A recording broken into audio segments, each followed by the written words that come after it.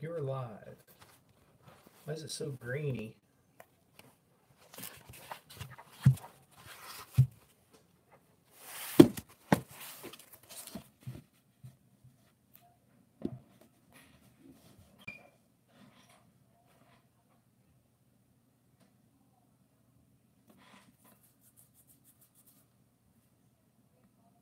Is there anybody out there?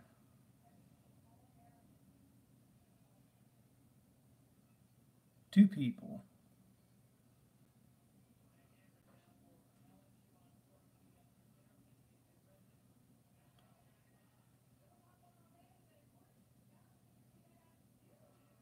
Hey, there we go. Hey, Jeff, how you doing? Thomas Schmidt, how's it going? Josh Timer, how are you?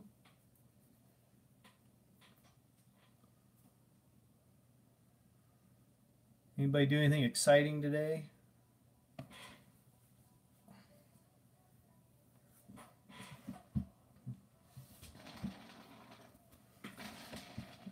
Pencils falling around. Hey, Michigan Farming, PA Farms. How are you guys doing tonight? Stored some dirt. Pork burgers. Isn't it a little late for dinner? Oh, stirred some dirt. Yeah, I saw that on Instagram, Josh. Craft Beers Pours. How are you doing tonight? Oh, I'm doing all right. It didn't rain today, so it was a good day.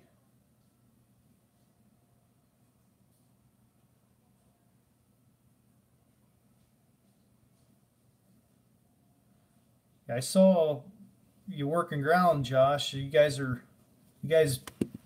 getting anxious up there? Yeah, I bet, PA Farms. You guys are usually pretty close to our weather.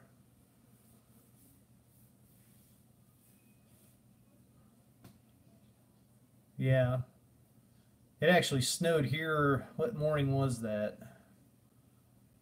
Like Wednesday morning or something. We had a nice candy coating. Oh, sounds like fun, Jeff. Yeah, I don't know if you guys. Oh, okay. So you're just gonna plant straight alfalfa, Josh? Or are you gonna? I know some usually in the spring around here, guys will put oats out and then they'll seed alfalfa in with it and nurse crop. Ag Wild, how are you doing tonight? Hey, Ontario Ag Guy.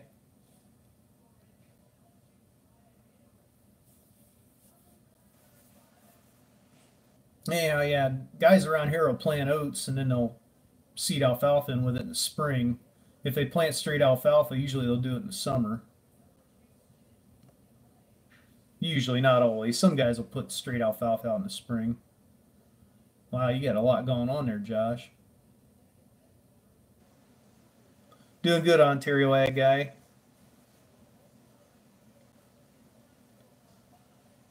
Yeah, Tyler, I it's hard to say around here. It depends on what the weather does this week. Hey, how you doing, Stan? Um, if it's supposed to be in the 50s and 60s this week with lows like low 40s and above. Depending on moisture this week, uh, yeah, by the end of the week, Trish D, hi, how are you? You're the beer guy's wife, correct? Um, Craft beers pours. Um, yeah, if it good, Stan, doing well. If it doesn't rain much this week, you probably could just about get in the fields by next weekend if somebody wanted to push it. I know there's guys around here that I'm sure they're chomping at the bit. I know a guy personally that if he's not planting on the 15th, he's pissed off. How you doing, Eric? Congratulations. Uh, yeah, he there's several guys that man, they're probably chomping at the bit right now, wanting to get corn in the ground. Thanks, Ontario Ag Guy. Uh, and oh, was the guy hauling manure or something? I didn't catch that.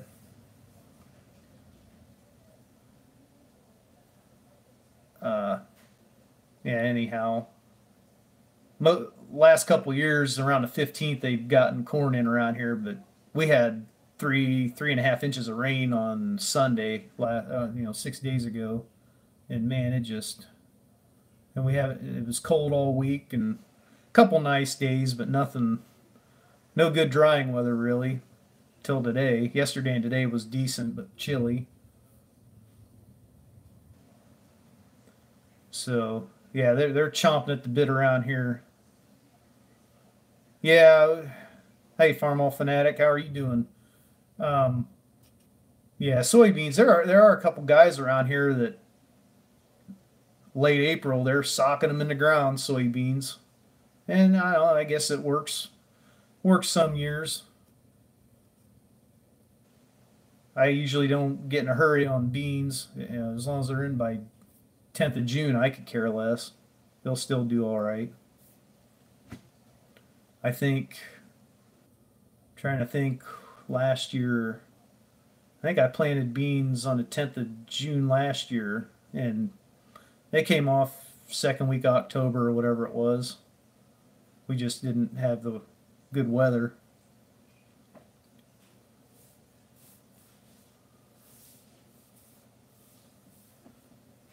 Yeah, I bet. I bet.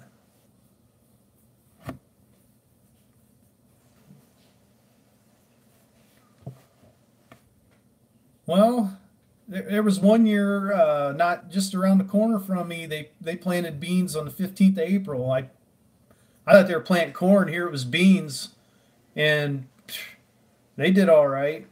They were probably waist high. I don't know what kind of yield they got, but they were. Uh, PA Farms. Are you talking brand name or maturity or both?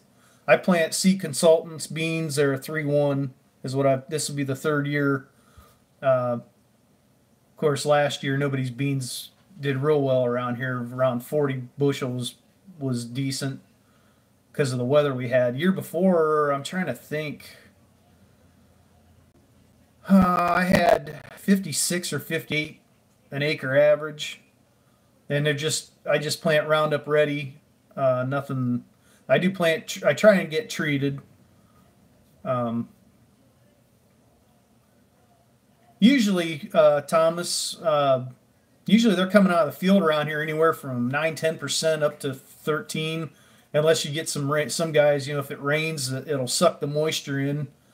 Hey, Scotty, and they'll get a little wetter, but to get your optimum price at the mill, you want around 13%, and those are they'll crunch in your mouth. So that's how I check. I just put a couple in my mouth and chew on them, and if they pop a little bit, then they're ready to go. There's not much science to that. It's a little different than corn. Corn, I'll pull a sample and take to the mill and hey, good. Tell him I said hi too, Scotty. I'll take a corn sample to the mill and have it tested. But beans, you can just do the mouth test. 30 beers, holy cow! I haven't had 30 beers in the last 2 years.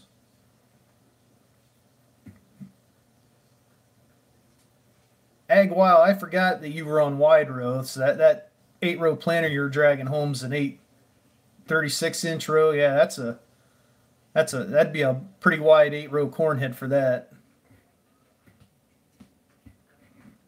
I don't know. Is this look grainy on your guys' end too? I'm doing this on my iPad, and I don't know if it's because I'm in a dark room or what, but it's pretty grainy. Yeah, that's the thing with beans though. If it's If you have moisture in the air, it'll suck it right in. Yeah, maybe I'll turn this overhead light on here.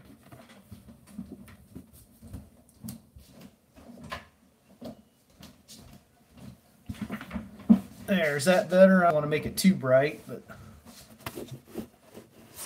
oops. Let's jack this around.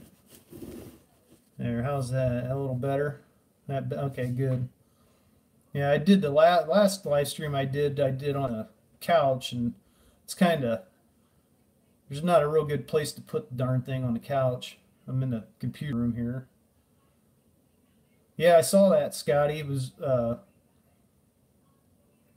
were you by your place there or hey Minnesota Oliver and Deer? Yeah, this thing sounds great. Did you get the timing or the yeah, it was a timing issue. Did you get that figured out then or are you still working on it? Hello, Alabama farmer. How's your weather down there? Uh, Place we're working this week, they have family down in Alabama, and they said it was cold down there. I thought I'd saw somewhere that they were planting corn at the north in North Alabama.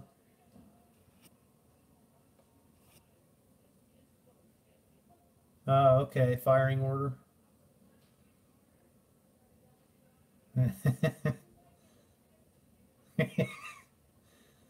Borrow the green drill. Yeah, that. Yeah,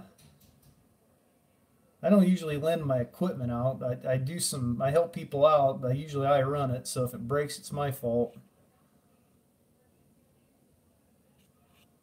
Cold during the morning. Yeah, which is well. I guess if you have stuff in the ground, that's just as bad as being cold at night. Hey, Brad, how's date night going?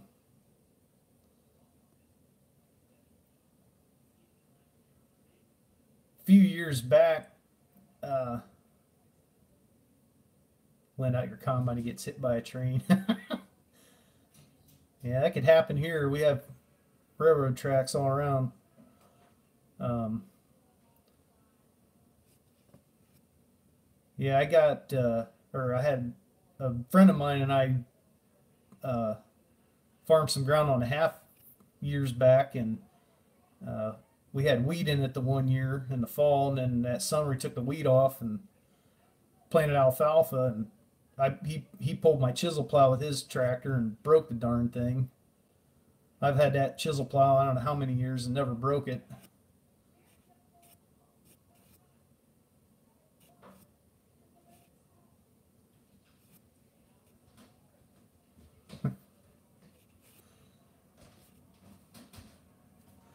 I was at an auction. I went to an auction last weekend. I didn't take any video or anything, but they had a real nice. I think it was a 420 John Deere green drill. It was a 20 hole. That thing was super sharp. I didn't even know they made a 420. Familiar with the 8300s. This kind of looked like that, but it looked a little newer. But it was in really nice shape. And hey, David,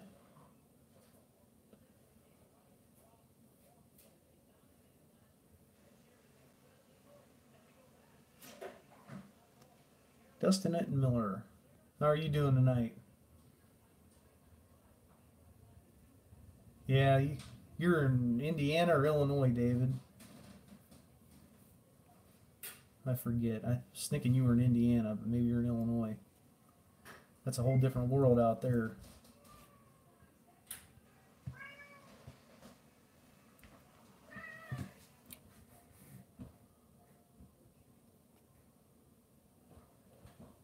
Yeah. Hope you ate well, Brad.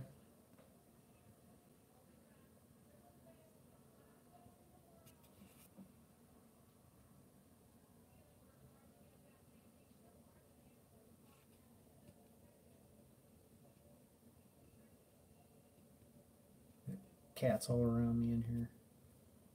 Um,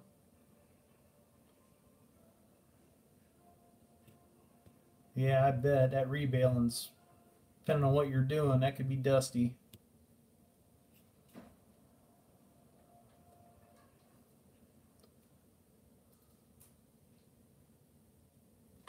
Hang on a sec. I'll be right back. I'm just going to pull these doors shut. That way my voice doesn't carry.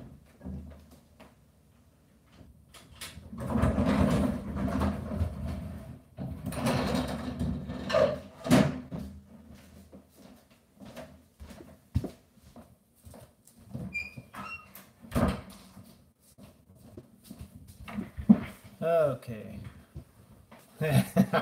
The kids are in bed. I'm just trying to keep my voice contained here. Wednesday Formal Fanatic, yeah.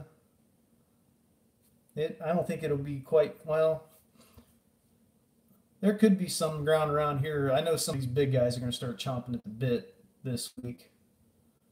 Um, no, the bathroom is right beside me here, but now I didn't drink too much iced tea yet. Uh, yeah, there's some of this ground around me is real sandy, and if the weather's going to be good the following week, they'll be out here working ground this week. I got a feeling.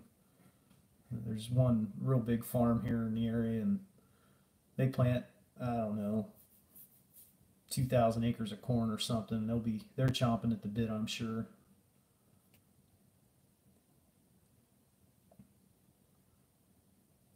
Hey, C&J Farms, how you guys doing? Is it both of you or just one of you? Adult prom.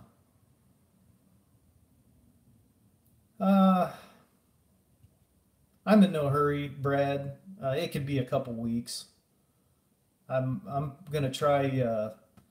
I'm gonna probably no-till 2/3 of what I got this year, so it's gonna have to be good and dry before I do anything. I got about 19 acres of corn I want to no-till, and all the beans, which is like 13 acres. I'm gonna do something different on that. Jeff. Uh,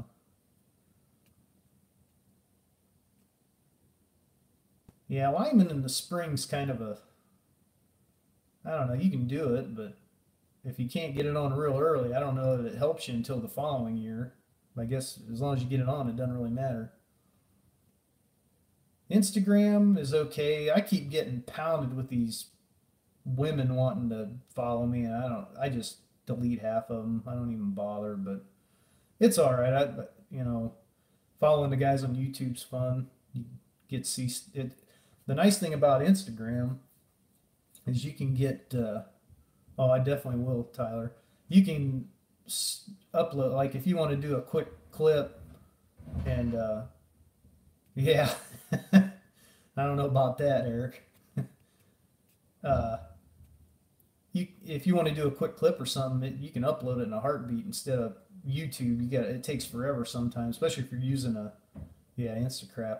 If you're using a laptop or a computer, use multi-species cover crops. Wait a minute, what was that again? Hey DLK, hey, how are you? I'm not sure, Dustin. I don't have a no-till drill, so uh, any stuff like that, I almost have to tear the ground up because I just have a conventional drill. So I'm still pondering some of this stuff. But yeah, as far as Instagram, you can chat with people pretty, it's like texting on a phone, and you can, quick clips and stuff is a lot quicker than YouTube. So I don't know, it has its benefits, but then it has its drawbacks too. Did you get to shifting down on that semi, David? DLK? Which David? Oh, we got two Davids in here, so I have to be specific.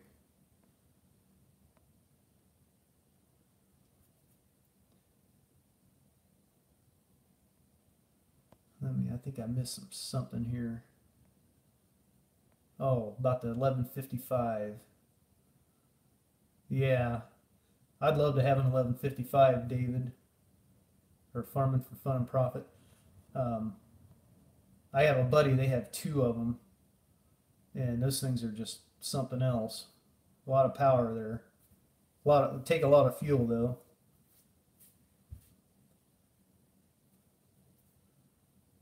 So you got rid of that 30 foot drill, Josh.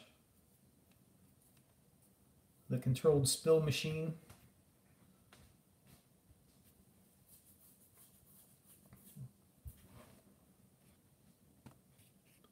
As far as getting in the fields and stuff, nothing's grown around here. That's the funny thing. Hey, Dan Fike, how are you doing? Um, grass isn't growing. The wheat looks like crap around here. It's kind of green, but it's not really growing. Um, what are you doing, Josh? Did you find a splitter planter, or are you going to just use your corn planter?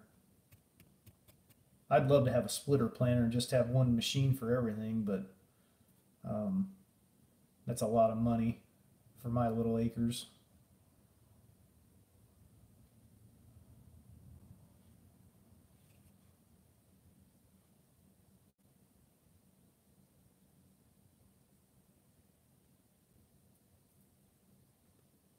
Oh, yeah. Yeah, as far as cover crops and so that'd be great to be able to no-till in after beans, say, and put rye or something, and then burn it down. But like I say, I don't have a no-till drill. Yeah, there was a okay. That's what I'm going to do with my beans. I'm going to use my planter, and I'm going to plant 30s, and then I'm going to double back and split the rows. It's going to look like crap, but that's what I'm going to try.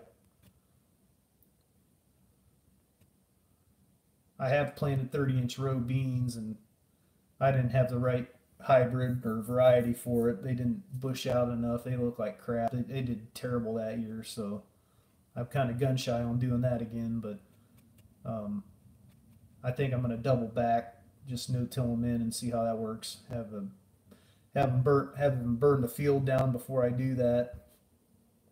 I did that one year. I had a guy come in. Uh, I think the county extension has them that you can rent, but you've got 100 guys fighting over that drill, so it's a pain.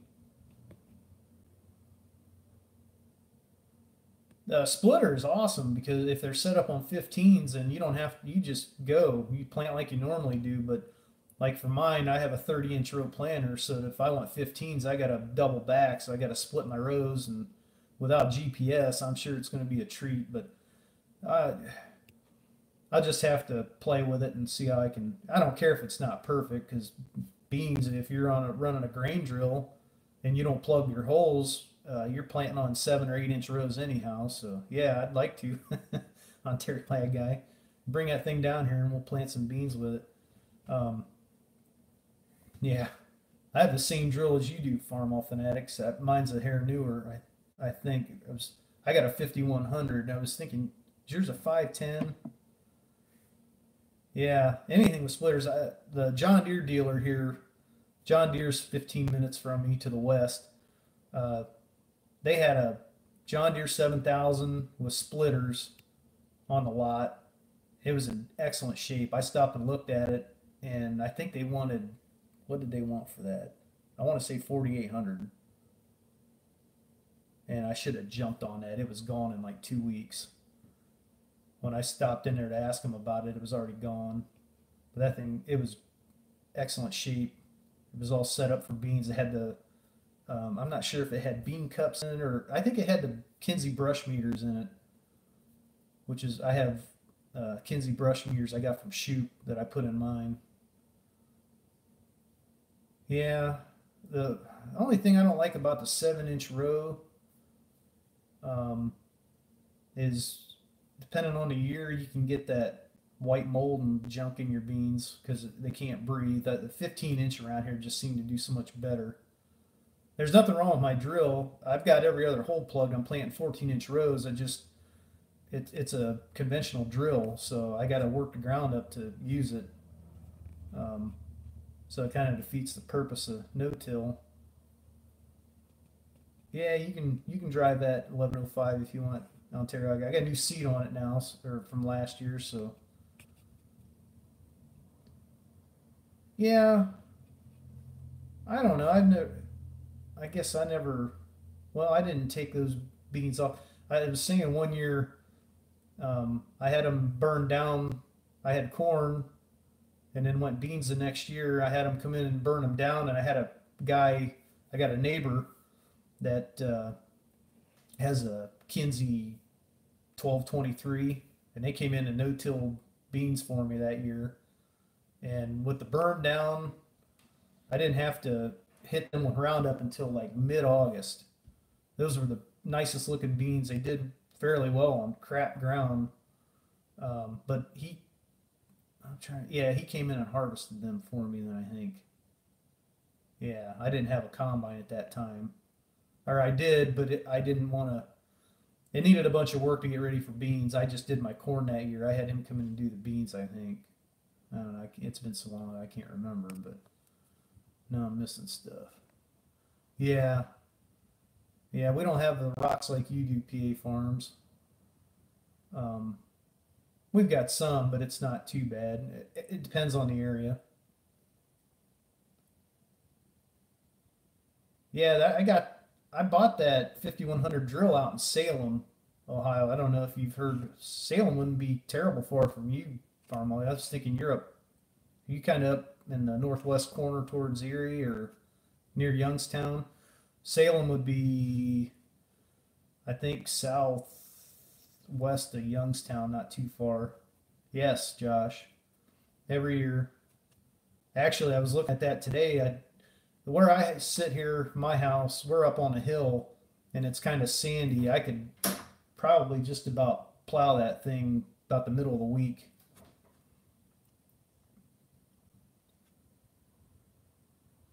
Oh, 550.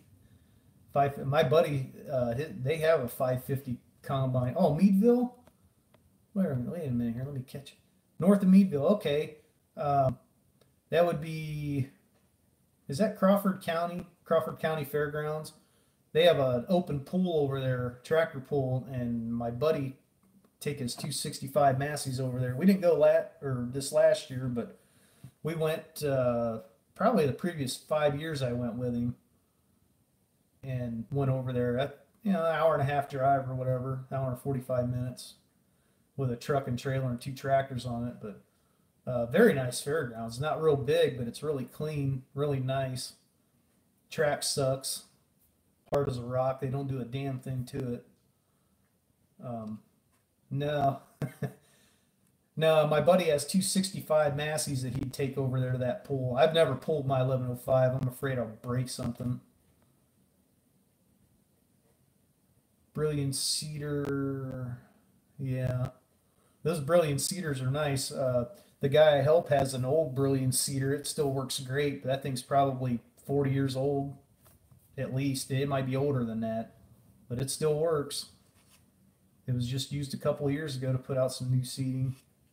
Well, maybe it's been 5 years ago, but uh, yeah, those old brilliant cedars work good. That I know they still make them. Somebody around here just bought a brand new one a couple of years ago.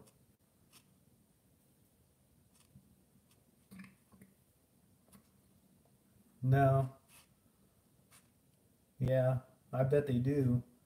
I don't know who else makes a cedar like that. I mean, it's just a single box, with Packer wheels is all. It's nothing fancy. Um,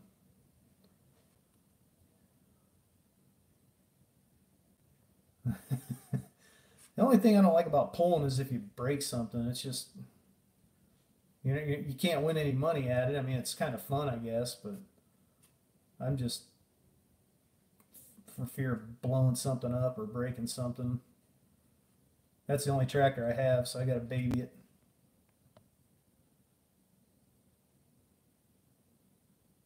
Oh yeah, no kidding, Ontario ag guy. That'd be tough.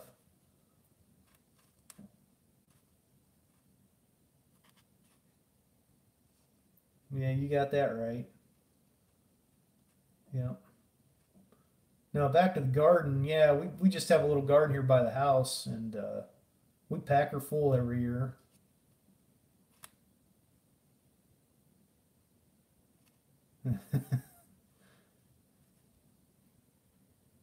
Yeah, I can't afford to make a pulling tractor. I'm not into it that much.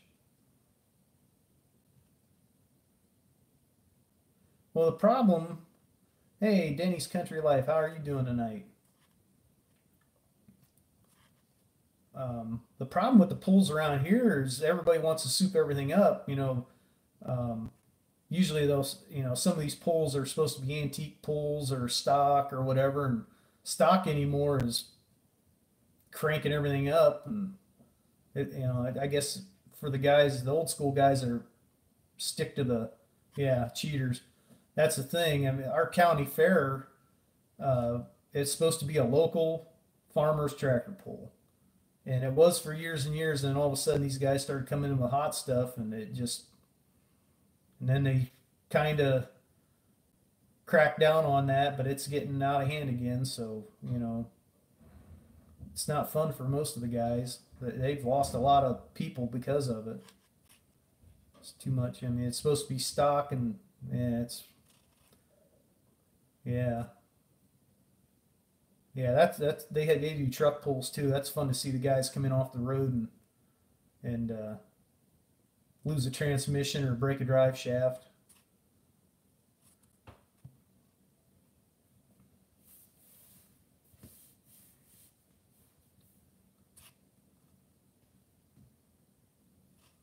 Yeah, yeah. They think because they have a diesel truck and four-wheel drive that they can hook to that sled and go, and it usually doesn't work that way. The ones that don't know what they're doing.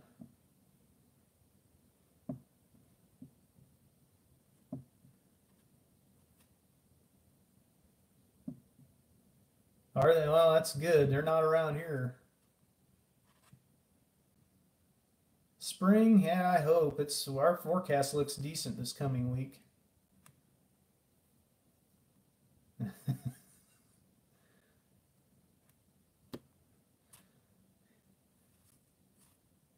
60.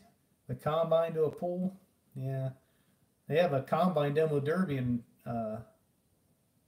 oh, Lorain County still every year. Um, the guy by Seed Off though, they had a massive combine at last year. I think he got second place. The guy that pulled, or the guy that competed in it for them. I think it was a 750 Massey they had in it. These things are built like a tank. Yep, John Deere driver. I don't know you. Yep, it's in Wellington. That's in Lorain County. It's not too far from here. I hope not. I'm hoping to not have to take it anywhere this year. Just grease it up and go. Um, I've had work done to it the last 2 years. I think we got all the bugs worked out of it unless something else pops up. But the or the feeder house, the concave is brand new, or was new last year. The cylinder ass bars were all new last year, and the year before he did a bunch of work to it. It had a final drive that was cracked that they changed the year I bought it, and then the next year one of the seals went out and they fixed that. Just minor stuff, little stuff here and there. Yeah, they all break unfortunately, but I'm hoping most of the bugs are worked out on it.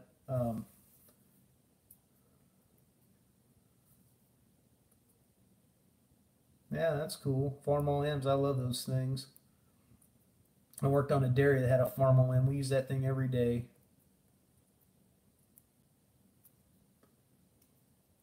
Uh, but anyhow, about the combine, yeah, I saw that on the one video, Eric.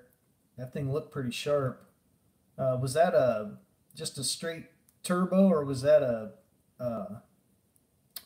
oh, trying to think what the other one?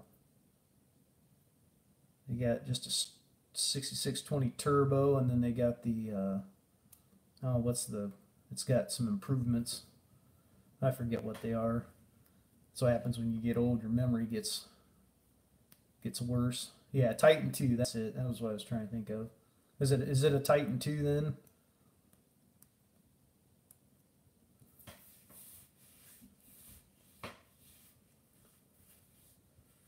Uh, Big Tractor Power did a video on the difference between the turbo and the Titan 2. I forget what all the differences are, but there was a few things they were making title.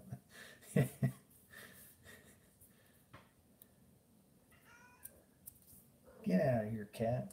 I don't need you around here. But yeah, I hope the combine's good to go. Just grease it up and normal stuff. Belts and chains are in good shape, or should be. 20 more cats now. We've got two, and that's enough. I'd rather have one dog versus two cats. But they know I don't like them. That's why they love me.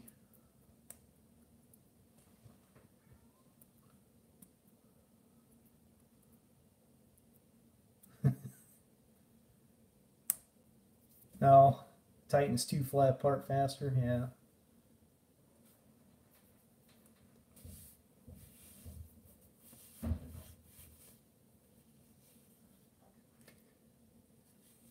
Okay. Yeah, I had a 44, um, 4400 diesel, and that's, I believe, the same engine as the 4020.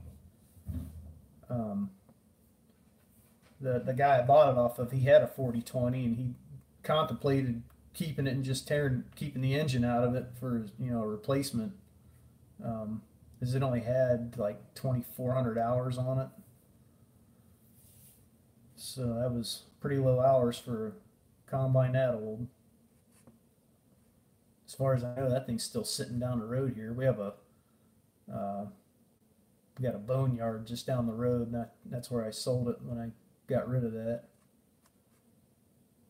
Um, who was hunting parts? Oh, that was Ford Farmer. I gave him that name, their number. He had already called him. He was looking for Ford parts for that 8700 he's working on. And I gave him the number of that Stoller tractor, and he had already talked to them. But that's where I just drove it down there. 1,000 mice. Knock on wood, since we've gotten cats, we haven't had any mice. We're in an old house here. And we used to get about one a year. I'd catch it in a trap, and then once we got the cats, I never saw another mouse.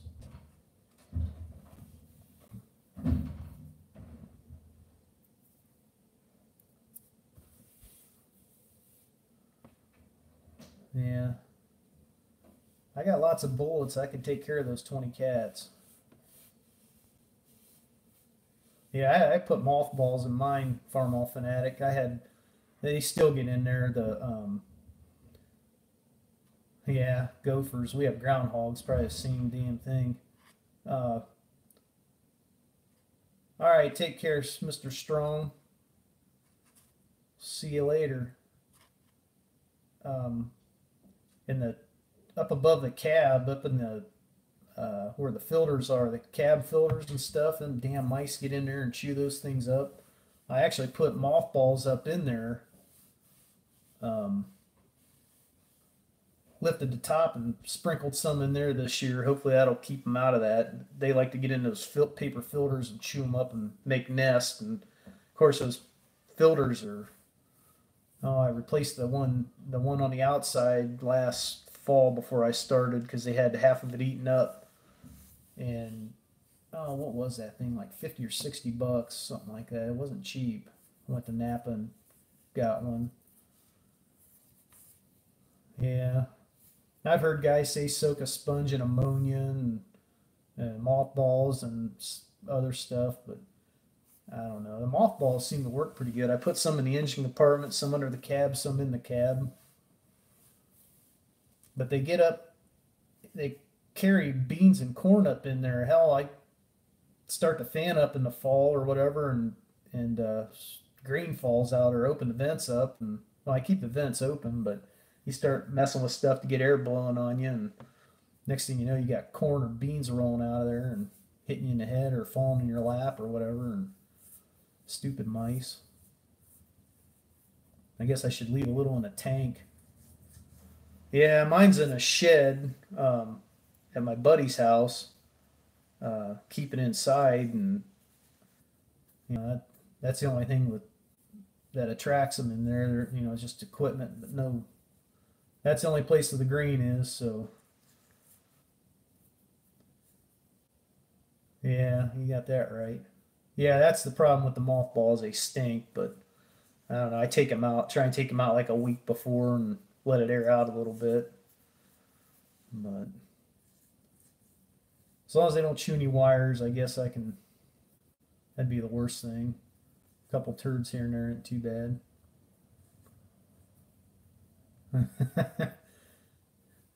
There used to be a hog barn not too far from here. I know the guys that owned it. Um, Back when my dad was younger and my cousin was, they were younger.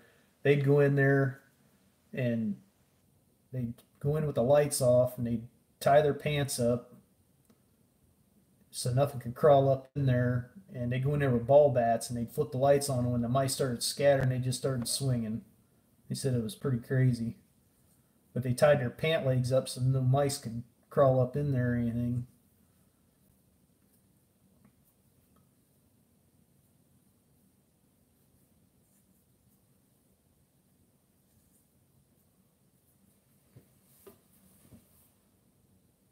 A black snake.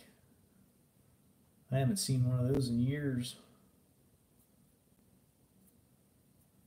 My grandpa lives in Kentucky. There's black snakes all over down there. Hey, C. Smith, how are you doing tonight?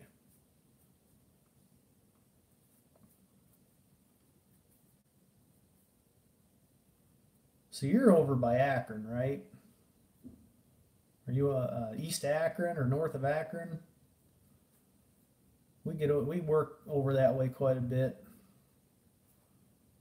No, we get all over, but we're over that way quite a bit, east of Akron and Canton.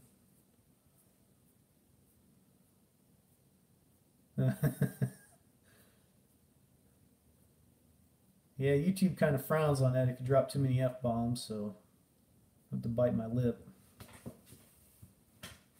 It's probably why I don't do many repair videos. It's hard to do them without cussing. South, okay. Yeah, you're out there a little further than I thought. That's only about hour and 15 from here probably. I missed that one. Oh yeah, the half. Oh well, the half century progress show won't be till 2019. So it won't be this summer. It'll be next summer. They do it every other year.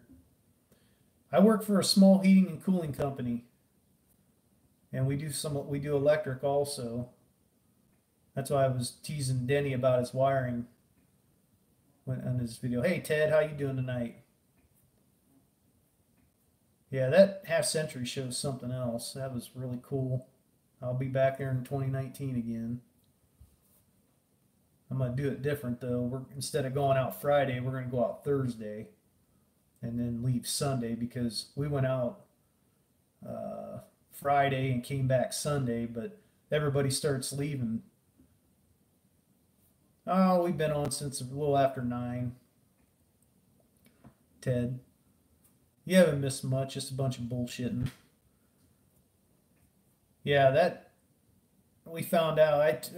A buddy of mine and I went, and we went out Friday. Yeah, West does a lot of cussing. We went out Friday and came home Sunday. Hey, Logan, did you get your truck unloaded? And what we found out was we needed to be there Thursday and come home Sunday. So that's what we'll do the next time. Yeah, you'll love that if you go out there, Ontario Ag guys. Yeah, you missed about the mice talk and the black snake. Yeah, I guess if you had a black snake around, you wouldn't have any mice if he's doing his job. But my grandpa would get them. He had a there was a like a roots. I don't know what you call it. Just a little building built into the side of the mountain, and they had a black snake living in the. It was just a block, three side or it was four sided, but it was back into the. Um, yeah, it was back into the hill, and it was just for, you know, canned goods or whatever. And it had a little roof on it, and the black snake would be in that roof, and he'd come out in the sun, and he shedded his skin, and we got it. My dad's 6'4", and the skin was as tall, long as he is tall. He held it up, And yeah, it was a big one. I hear they get longer, but we never saw anything longer than that down there. But they get, they can, if they're eating good, they'll get bigger. I've heard stories of them being as wide as a road, but I've never seen it.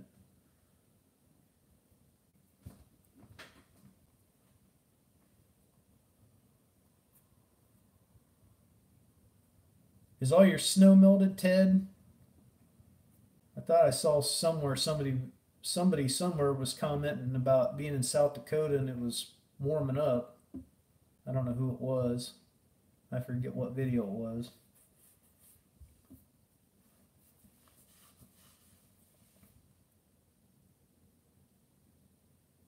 Rattlers, wow. Yeah, no kidding. I don't like. I mean, I don't mind snakes, but um, I've heard stories of rattlers in the swamps not far from here, but I don't know if that's true or not. Usually, about all we have are garter snakes, and there's a couple other little kinds, but nothing poisonous around here that I know of. Water snakes and stuff, but I don't know if they're poisonous or not. I've eaten rattlesnake though. We were out in Oregon about 25 years ago, and my brother and cousin stepped on one out in the mountains. They were running, and they went back and killed the dumb thing. Instead of just leaving it alone, they killed it and brought it home, and my uncle cut it up and cooked it on a grill, and we ate the damn thing. It was pretty good. It tastes like chicken. Yeah, you're gonna have a hell of a mess out there when all that snow melts. Yeah, they always say everything tastes like chicken. Squirrel, rabbit, rattlesnake, it all tastes like chicken. And it's pretty close. Squirrel definitely, it's all dark meat. Rabbit too. Just like eating chicken legs. Blue racers, I've heard of those. I don't know if we have any of those around here or not. I thought those were more southern too, warm weather, but maybe not. I know my grandpa down there in Kentucky, they had water moccasins and stuff. Possum. It might. I don't know. I've never had that. Won't eat skunk or raccoon either. I know there's people around here that eat groundhog, but I haven't heard stories of what it tastes like.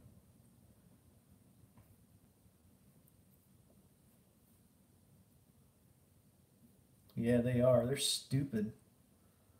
It's like a huge rat. They just hiss, and you beat the hell out of them before you kill them. I remember when I worked on the dairy farm, I was mowing hay in the spring one year. I think it was first cutting, so it was thick, and I made a pass, and there was something in the moving around. I thought, what the heck is that?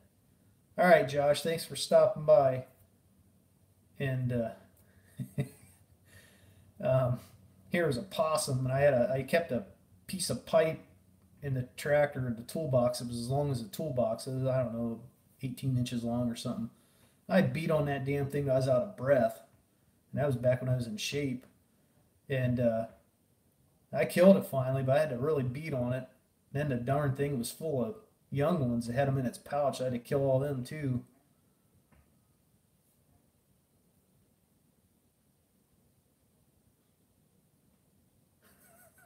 Mountain opossum. Wow, that scared most kids. I didn't have a gun, or I would have. I never kept a gun back. I don't have a pistol or anything. It'd be about all you carry on a tractor, open station. It'd be hard to keep a rifle or something without shooting yourself or dropping the dumb thing. Pistol would be nice. I'd get groundhogs and whatever if you could get them in the spring when they're stupid. I thought alligator tasted like steak.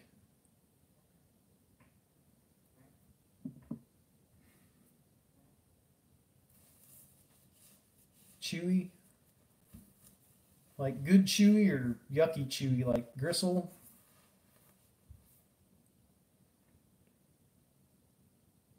Oh, really? I bet that made a mess. I ran rabbits and stuff through before, but I never hit a turkey.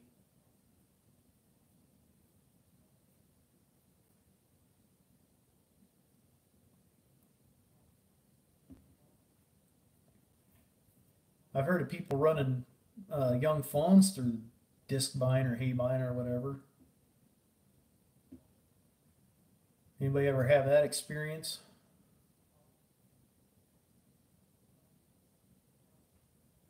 Yeah.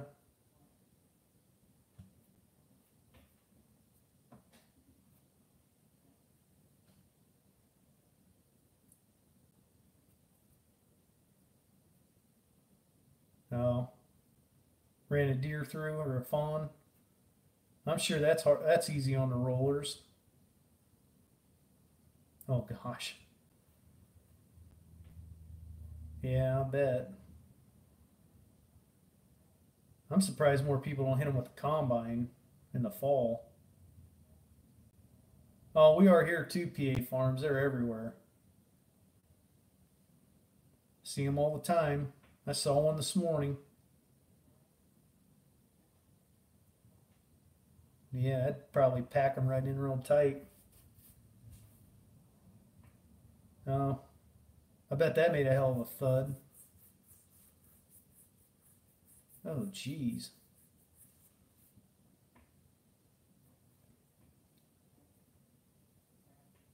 Yeah, maybe not. They're kind of small. One night, my buddy caught one. This was way back in the day. We were out drinking and we are coming home and there was a fawn in the road. He got out and picked that damn thing up. It wasn't any bigger than a cocker spaniel. Moved it out of the way and then left. That's crazy. Thing didn't run away. Something up in what would that be, like a Cuyahoga Reserve or whatever. Yeah. Sometimes they won't run. They'll just stay hidden and you can't see them, especially if you're in real thick grass.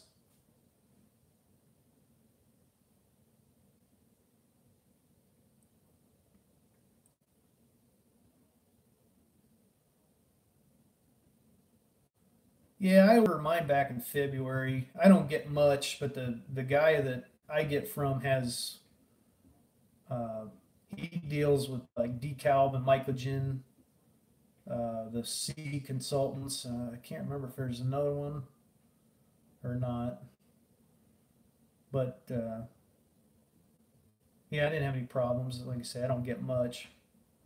I don't know. I got like 15 bags of corn and 20 bags of beans or something, so he probably would have had that laying around extra if I'd have gone in April, late April or something.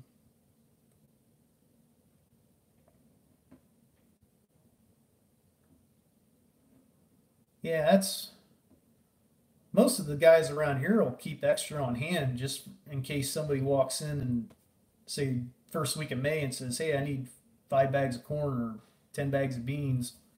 You might not be able to get um, uh, treated beans or something in the spring, but you can get untreated.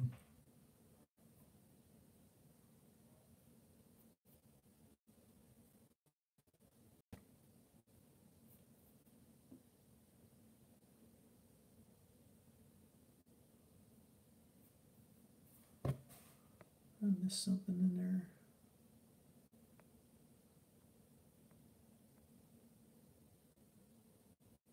Red tags for hunters. What's that, PA Farms? Can you guys get nuisance tags over there too?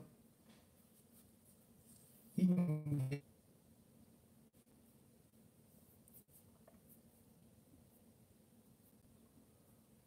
Yeah.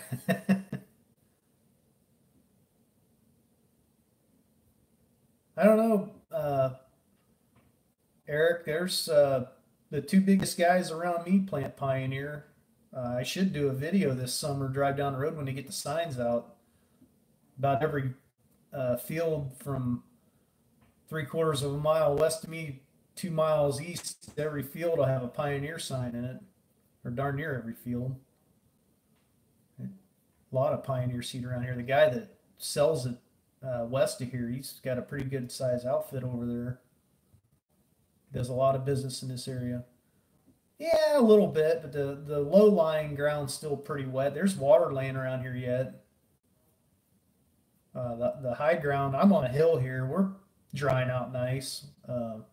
Most of this ground around me is drying out. But anything laying low, if there's a dip somewhere, it's got water laying in it right now. We got, what did my friend say, 3.5 inches of rain there Sunday. Yeah, I forget the numbers. I'll have to do that. I'll have to just take pictures or do something. Uh, I'm trying to think on the beans. So they all have that. It's a number, then like a V and a number. Or is it that what it is? I forget how they do the beans, but there's probably 4, 5, 6 different varieties of beans, and same with corn right around here that you'll see. I don't know what all the numbers mean, but the beans, I think you can figure out the maturity on those by the two middle numbers. All right, thanks for stopping by, PA Farms. Huebner 27s this year. Oh, two west of here. He's a hair north. He's a little over halfway between my parents' house and my house. I go by him about every Sunday. He was I think he sold Steyr, and then 4 or 5 years ago he switched to Huebner. But he has a test plot beside the barn every year, corn and beans, and he just flip flops them every year. So 30-inch row beans, and then in the corn, and he'll have 10 signs on each plot. It's just probably 5-acre plots or something, nothing huge, but they're right by the road where you can drive by it and see it. Most of that stuff looks decent.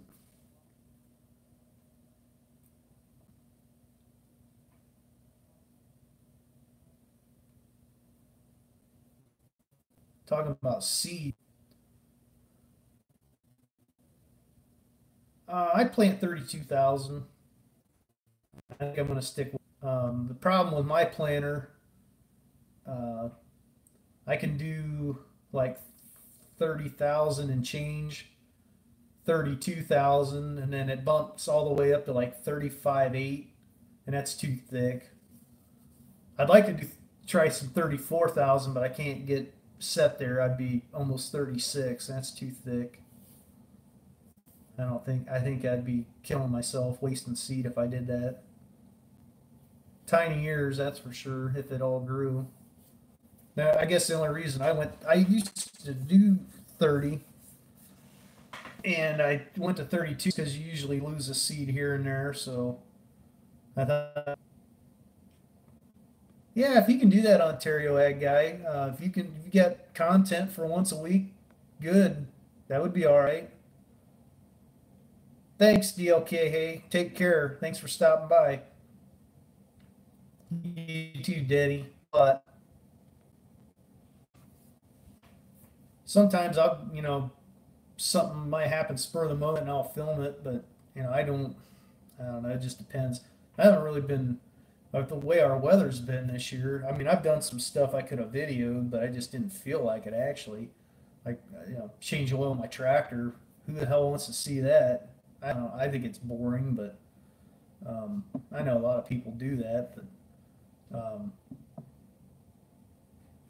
But yeah, I'm sure it will. I don't have enough content for that. Oh, you'll watch me change oil, Ted? I probably should have. I tore the dash apart. I had a fuse holder. I got two fuse holders on the dash. One's for, I think, ignition. The other one's for lights. The one for lights, it's been loose for, shoot, 5, 6 years. And what it would do, it'd move around and it would arc and it was popping the fuse.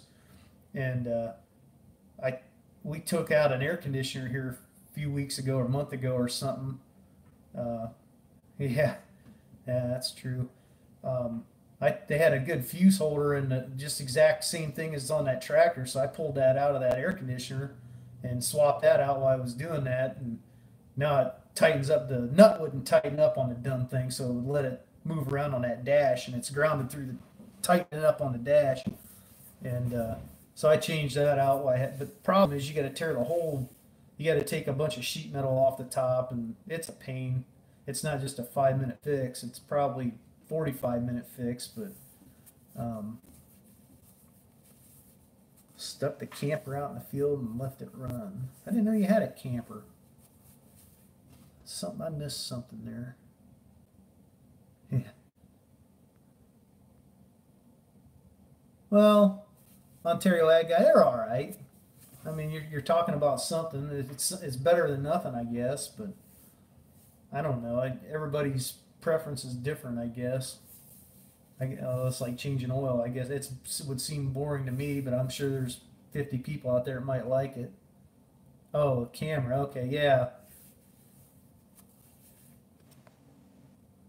yeah, that's true. Yeah, I never thought about that, Farmall Fanatic, but yeah, I did that like 3 weeks ago. It was kind of warm. I don't know if it was in the upper 40s or low 50s. So I thought, oh, what the heck, I'll do that. And I worked on that fuse holder. Well, still needed to change fuel filters. I think I did that last weekend, and that was a debacle. I'm glad I didn't film that. That would have probably been kind of entertaining. Uh, I didn't cuss too much, but I probably could have. But uh, I've changed oil or fuel filters on that tractor before and never had a problem. Swap them out, put the new ones on, bleed them, fire right up, no problem. For whatever reason, I got air in it somehow, and I still don't know where I got the air in it because I bled it to the filters and then I bled it to the fuel pump, and it started up, ran for about 2 seconds and quit. And I thought, oh, okay. So I bled everything again, tried it, same thing, started right up, and it quit like 2 seconds later. So then started cracking injectors, and I cracked two injectors, and I had fuel coming out, so I tightened them up, tried it, same thing. Like, dang on it. Well, by then, I'm cranking enough, my batteries are starting to get tired. Yeah, well, that's my favorite word, so I'd have definitely been frowned upon. Um, so then I cracked all six injectors and turned it over, and I had fuel coming out. And I'll get to that in a second, Dustin. I'll tell you about that was the next thing. Now I finally got that damn thing bled. I cracked all six injectors and cranked the key and tightened them up, and then it finally went. I even tried ether before that. Shot a little ether in it, which I hate doing. But I shot a little ether in the air cleaner, and that it still didn't go. But I cracked all those injectors all at once, and it tightened them up, and it finally went. But I never struggled firing that thing back up after fuel filters ever. And then I have two sets of remotes on that, and they've been leaking for quite a while. You put uh, Actually, I've been using like the second remote for chisel plowing or whatever because the top or the number one set would leak, and so I got there's O rings in there that go bad. So I got four O rings. Well, then they had whole new or the whole whatever you want to call it, the remote part that you plug the hose into for like 20 bucks. Because I was going to price them, and I thought, well, if they're, I figured they'd be 70, 80 bucks because anything you get at Massey's expensive. And so the girl says, "Oh, I got them for 20 bucks each." I said, "Okay, well, give me two of those, and then I'll still take the O rings, and I'll change one set out, and then I'll change O rings in the other one, and see how that works. And then if that works, great. If not, I'll come back and get two more." So I changed those out too, and it's kind of a pain because the way those things are held in there, you got to take a snap ring out, and it's a little bit of dicking around, but I got it then. And spray silicone instead of starting fluid. I never heard that. See, the problem on the Massey is that you can put a can of ether in there and hit a button, but it only shoots it into one cylinder. Where if you shoot it in the air cleaner, it's sucking it through the hole. That's what I was told. It's better to do it that way. But yeah, I have just the remotes leaking. I did have a little bit of a leak up under the dash there. I was trying to find. I'm not sure what's going on there, but it wasn't leaking on me when I had it running. So I don't know if it's something that If it only leaks if you're working it or what, I have to keep an eye on it this spring because that there's no room to work on anything up in under there. It's all steel around it. I don't know what you do to get in there. You have to take half the tractor apart probably, but then I missed something back here. Yeah, that's the only whoops. That's the only issue I've had with leaking hydraulic fluid is them remotes, and I hope I've got those fixed. I'll find out once I get something hooked to it here in the spring. I had a cylinder laying there with hoses on it, and I plugged that in and went back and forth on both of them, and nothing dripped. Because what would happen is, like if I was chisel plowing, as soon as you put the hoses in and start going, even if you're not doing anything, it would drip, just a steady drip, and then you do that for a day or two, and then you got to put a gallon of oil in it or half gallon, two, whatever. But it's just one of them things that's been ticking me off. So I'm finally trying to get around to fixing it.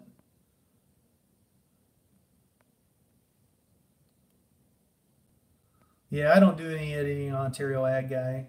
I don't know how to. I try and get my son to do it, and he pitches a fit when I ask him for help. So I try not to. I don't do much editing.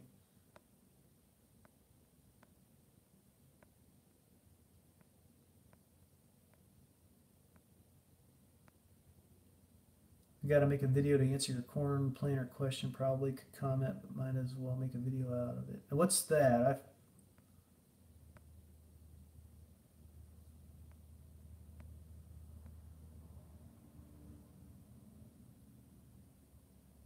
Oh, WD-40 and a gas motor. Okay. Hmm.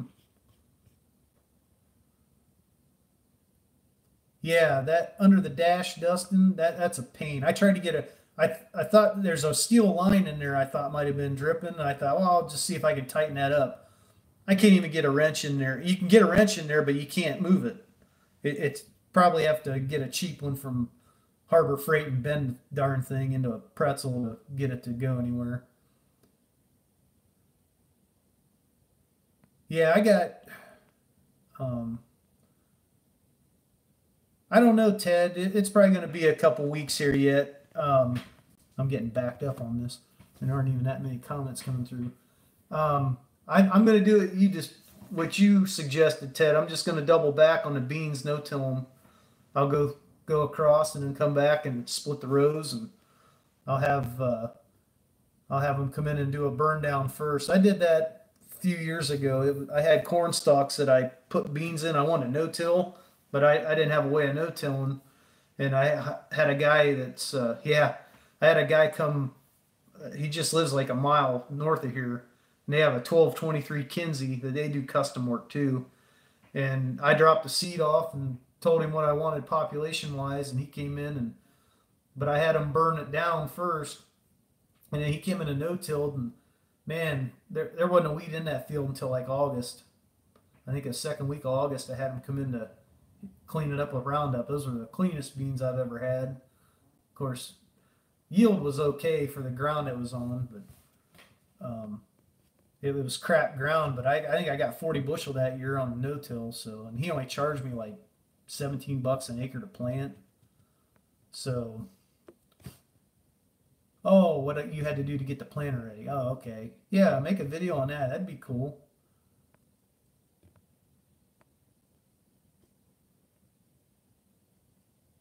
Oh yeah, I saw that, Thomas. You had it was a hard boiled eggs that you put in with pig feed. Pigs will probably eat anything. Grandpa used to have Grandpa used to have pigs, and he'd get the milk slop from the school. He drove school bus, and he'd take that like 2 5 gallon buckets home every day or in the morning because they served breakfast down there back then. I think they probably do now, but down there in Kentucky they served breakfast. This was back in the 80s, and he'd haul that stuff home and he'd take it down to the where he had his pigs and he'd dump it in their trough, and they'd suck that stuff right up. And he fed them coal. I don't know if they were deficient on something in that area, but he'd get coal down the road at a railroad or along the railroad. They had coal piled up, and he'd get a couple scoops of that every so often, and dump that in their feed and they'd eat that stuff like candy.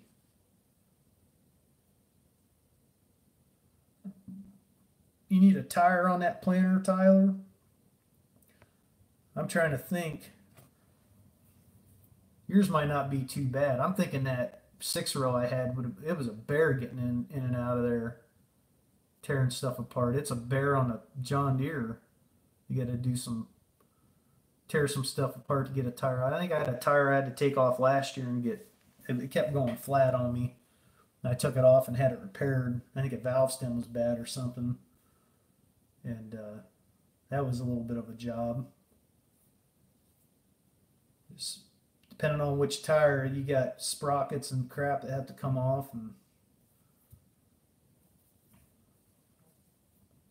yeah, Farmall Fanatic Ted, they had a huge storm out there last week.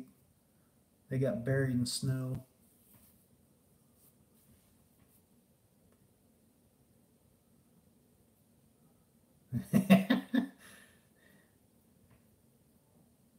There is a 16 row. The guys that farm the ground behind me here, they have a 16 row Kinsey.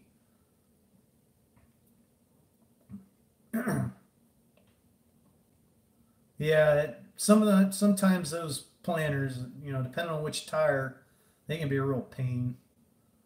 Real pain. I had one.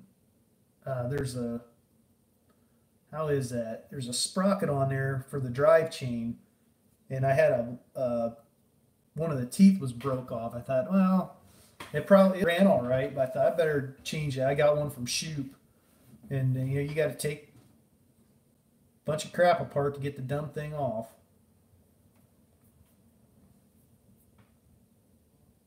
What made me want to start YouTube? Actually, probably two things. My son was doing it. He started doing it before I did. He was just a little squirt, and he was making videos. And then, I just got on to. I was watching One Lonely Farmer. Um, I'd watch his stuff way back in the.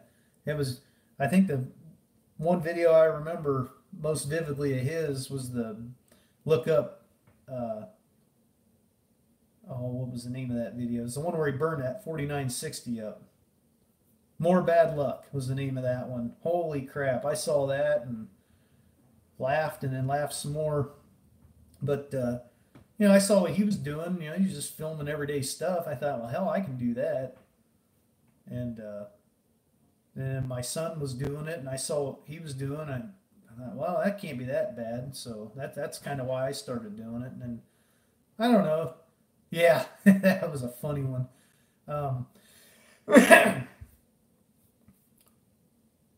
thought, well, I can, I like seeing what you other guys do, and I thought, well, maybe somebody likes seeing how I do it, and not that I do that much, but yeah, I don't have any.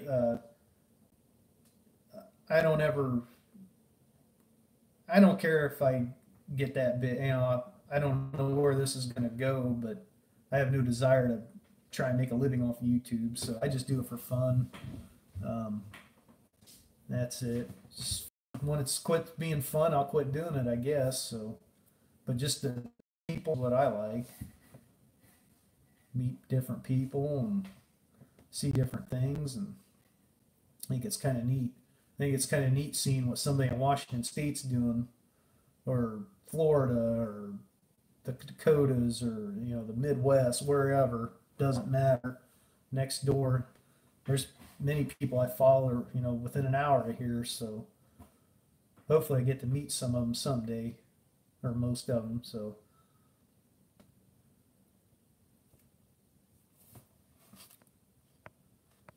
what was that? Yeah, nothing burns like a deer. That was a fun video.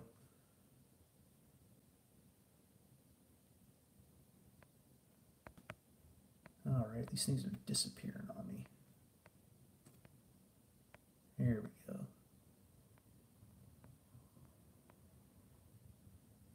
Yeah, you hit 1,000K quick, Farmall Fanatic. I've never seen anybody grow that fast. Yeah, parts are expensive. Doesn't matter what you're getting.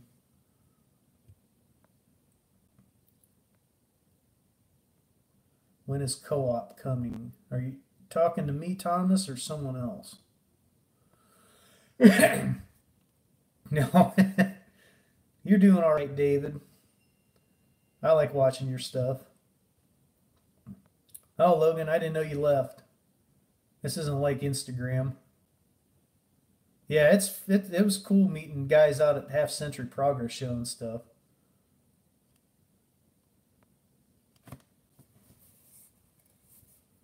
Yeah, 3 weeks. Yeah, it was quick. I think when I subbed you were well under 100. I thought, yeah, it's some pretty good content.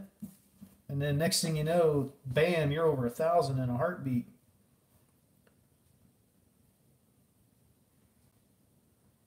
I think I've lucked out so far this year. I don't need to get too many parts, so just some stuff for the tractor. Most of the stuff that needed worked on, I got stuff last year.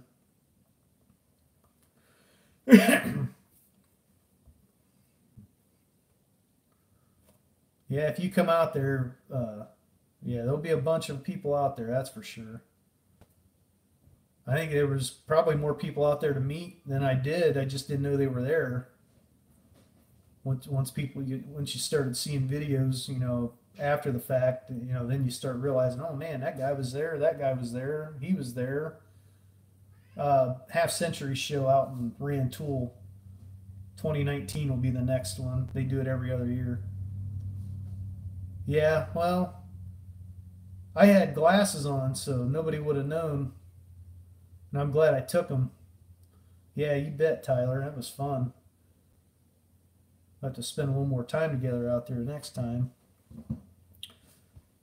I had a GoPro phone and camera glasses, and my GoPro, the SD card was full, and I didn't know it. So thought I was filming and it was saying full. I thought, well, what the heck? I cleared the damn card before I went out there,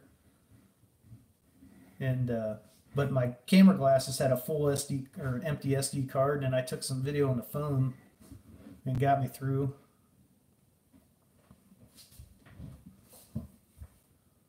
Yeah, you'll put some miles going out there. It's 5 hours for me going out. It was six or seven, whatever. With the time change, it added an hour coming back, but it's roughly 6 hours.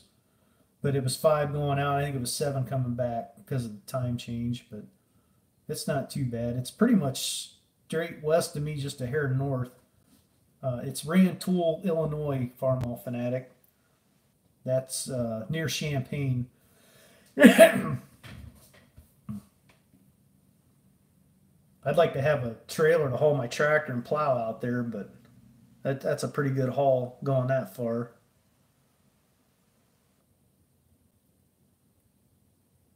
Yeah, that's what happened to me.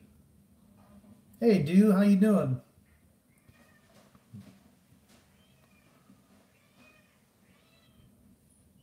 Oh, Brad's back. Don't let the plow hit the highway. Yeah, that'd be a long drive. A buddy of mine bought a combine at south of Columbus and drove it home. He's not too far from me here. We went down on a Sunday morning, and he drove that thing right through downtown Columbus too. It was freaking amazing. People were looking at him, wondering what the hell was going on.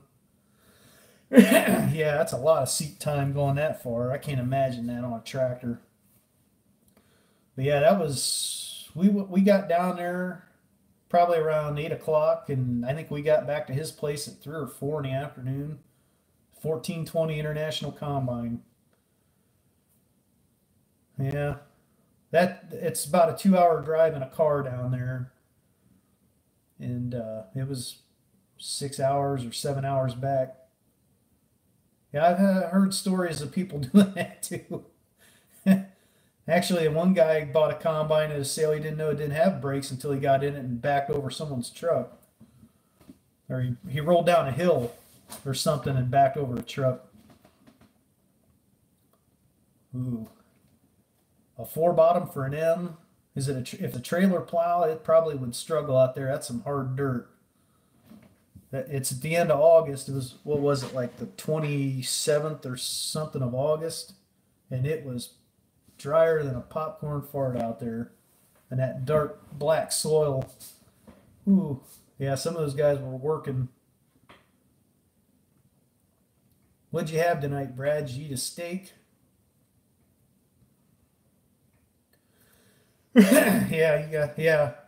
My combine's hydrostat. I don't hardly ever use the brakes on that. Just forward and back. Oh, okay. Well, if you're all sand, you can, yeah, you'd be all right on sand, but out in that black dirt, I don't know. It make her grunt, that's for sure. I just pull four mounted with my 1105. Um, Depending on the, I can usually clip right along with that four bottom. I had a five bottom at one time. Garbage can platter. Oh, damn! You had a whole bunch of different stuff then, Brad. Did you get like a sampler platter or something? That's a lot of good stuff. All I had was Subway for dinner.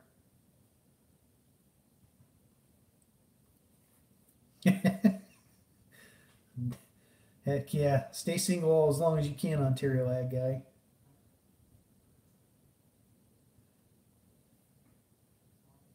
Oh, they should be able to pull at least one bottom. Yeah. Hey, I'll never complain about Wendy's. I like their food. Just try not to make a habit of it. Oh, yeah, that's good stuff, dude. How's the con? Did you get any work on the combine this week? Hey, they had guys pulling plows out there with their lawn mowers at the half century show. I forgot about that because one guy got his mower stuck. I believe they backed something in there, pulled it out. Did you see that, Michigan Farming? There was a guy. I'm pretty sure he buried his doggone mower in something. I don't remember how or why because it was dry out there.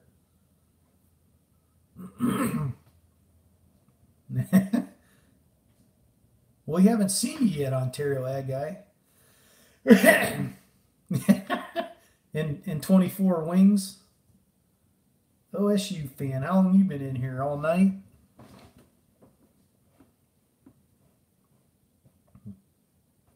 Cool. I'll be looking forward to that, dude. Are you getting warmer out there yet? Drying up a little bit? I thought I saw somewhere you were telling somebody about putting some fertilizer out, but only on half of it, half of your ground. So it must still be a little wet.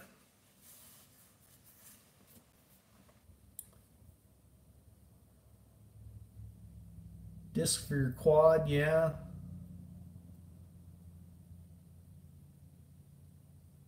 At a tractor pull? Where were you at a tractor pull at?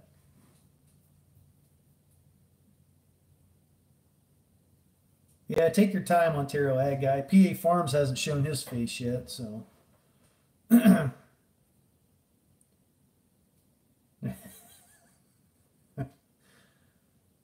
Hey, small town farmer, how are you doing?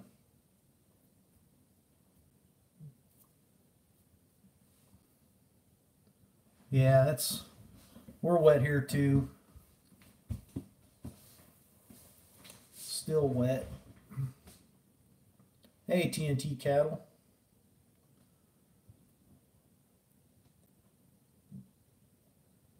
An alliance. Is that the first one of the year? Seems awful early for tractor pulling. Oh, yeah. You can doctor any of those up if you get a plain one, or even if you get one with everything.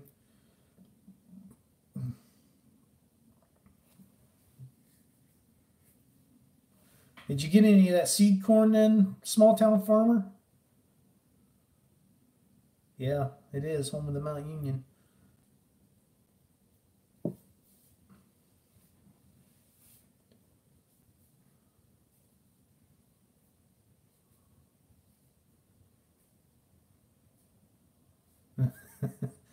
Yeah, make it a fold over.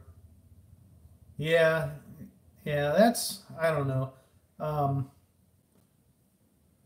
Still haven't found a good chisel.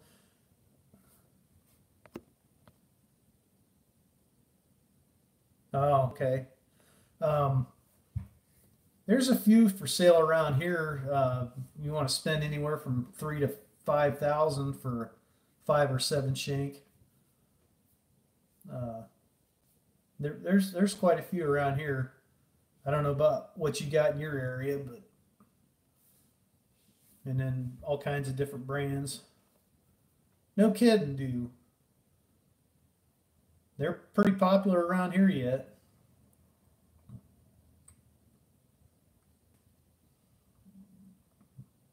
2,600 to spend, yeah. I'll sell you mine for 2,600.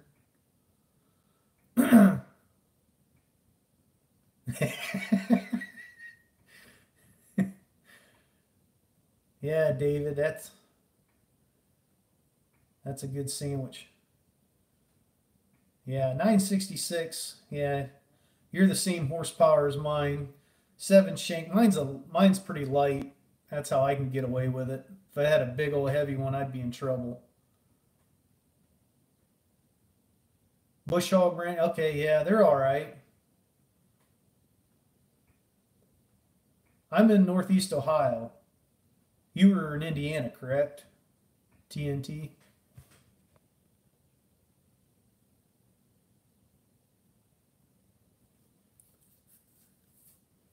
Okay, yeah. I when I called about that 1168, he was telling me it only came in something and Roundup Ready, I think he said.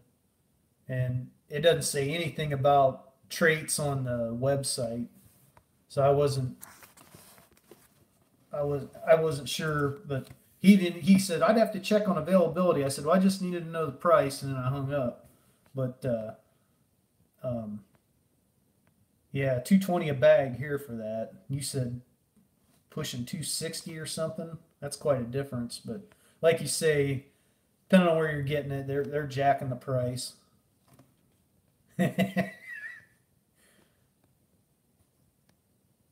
Massey's only need 5 horse a shank. Well, I should be pulling a 14 shank then. 255 a bag, yeah.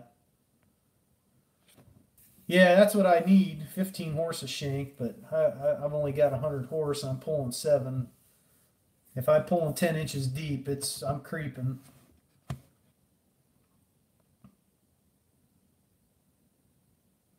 Yeah, there's a lot of Oliver tractors around here. Oliver's only need 3 horse a shank. Yeah.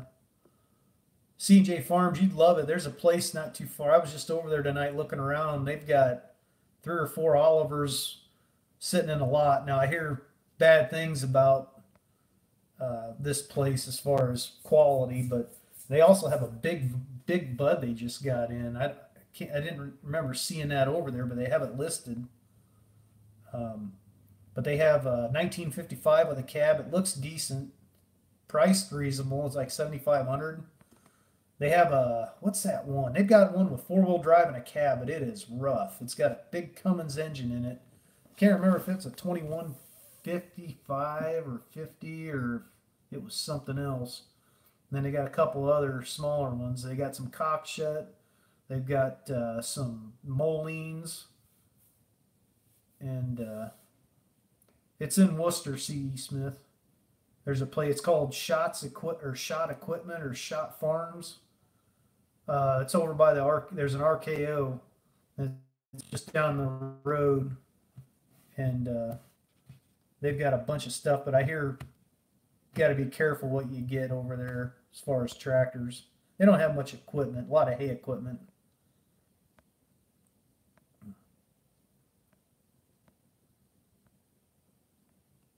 What Alice did you find back? They got a couple Alice over there too.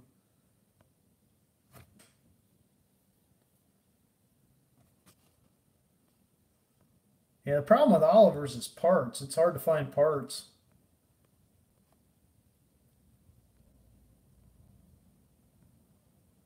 Um, do he got some parts from that Mayball tractor. They're just north of me about 15 minutes. Oh, that's funny, dude. Yeah, there's a lot of Olivers in this area still. They have a 8030 Alice over there with four-wheel drive. I think they want 16,000 for it, which seems really low. But somebody told me it's got some funky kind of, I don't know if it's like a power shift transmission or what it is, but they said that it's one of the transmissions had problems or something or weak or I don't know what the deal is, but is your mailbox an Oliver one, David? Somebody selling a 77 or an 88 Oliver I saw in the paper in the classifieds in my area. I don't know what they want for or what it looks like, but yeah, keep your eyes peeled on a chisel plow TNT. Some of this equipment's coming down in price finally. Thanks for stopping, Eric. Congratulations again.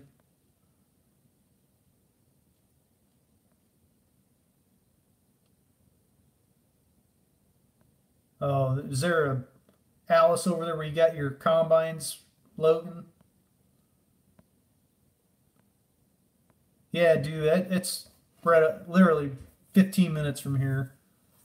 They've got a pretty good sized area in the back lot full of old parts like fenders and hoods and cabs and all kinds of crap. Tire, like rims and stuff. I haven't been up there for a little while, but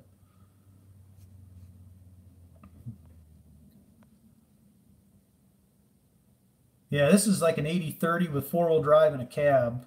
Um, but the prices, if you look online, you'll find them anywhere from like 22 to 26,000. This one's 16, so it tells me there's something wrong with it. They don't have anything listed wrong with it, but it, that's awful low, or it seems low. I don't know.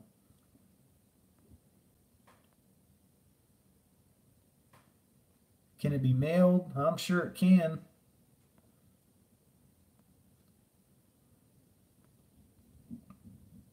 Yeah, I've always been a little leery too, TNT, just because of the parts situation. But some guy like Oliver 66 Farm Boy, he never had any trouble getting any parts. School bus, yeah, for all those kids.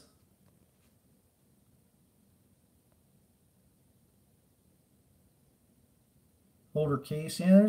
There's still every brand's well represented in this area yet. I mean, we're mostly dairy farms and stuff, and guys had all kinds of stuff. And then there's four dealers within 15 minutes of my house. We got one dealer has, yeah, they don't break down. It's a good thing because they don't make parts for them anymore. Um, we've got New Holland, uh, Fent, and some Massey at one dealer. That they used to be the big Massey dealer. That's Mayball now. Mayball's Oliver White and Massey, and then like Heston and stuff. Then we got Deere, who's just Deere, and then we've got what's the other one? Oh, Sterling Farm. That's all IH and Kubota and New Holland. I guess the other one has New Holland also, tractors and equipment. If you want a tractor, you got to go to one. If you want equipment, you can go to either one. 77 Oliver. Did it have the skirts down the side? I've heard that too, Farmall Fanatic.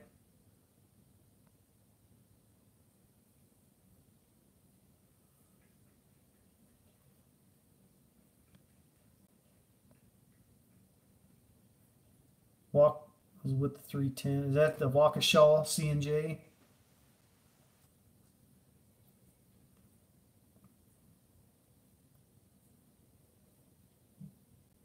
Yeah, I was thinking all those older ones had side skirts, or most of them. I don't know if they carried that over to the 77880s or not. I know those 7788s did. All right, thanks for stopping by, TNT Cattle. Talk to you later. Hopefully, you come across something one of these days.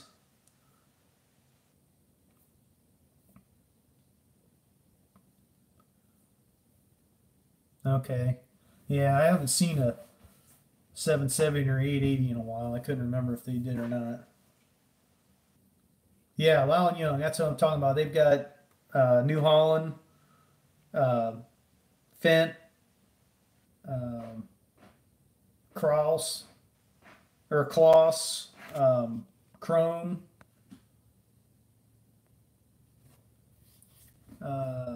They've got Massey sub, like the compacts, like say 15 to 35 horse.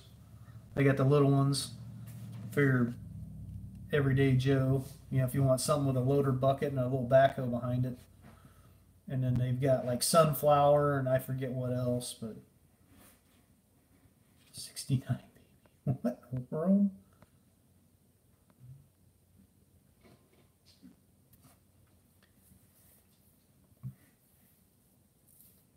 I drove through Lon Young's lot today, CJ, this evening, and they had an older Fent parked in there with a 6 bottom rollover plow hook to it.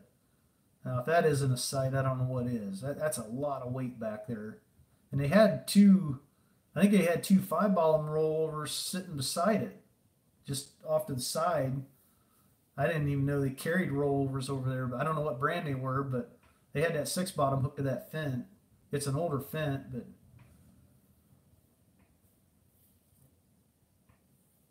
oh, they're all over here.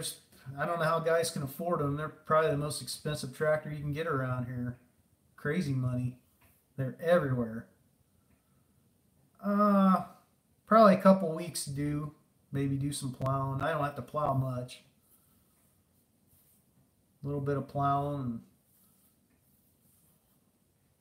it's still kind of wet. We had 3.5 inches of rain Sunday. Three and a half, somewhere in there. Yeah, there's equipment everywhere. It's just some of it's still too crazy.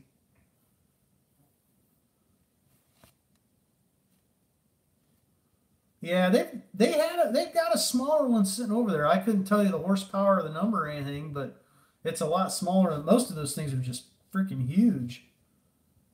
But they have a smaller one. I couldn't tell you the number. I looked at it, but I couldn't tell you. But um, OSU fan might know some of those numbers. He runs some Fent.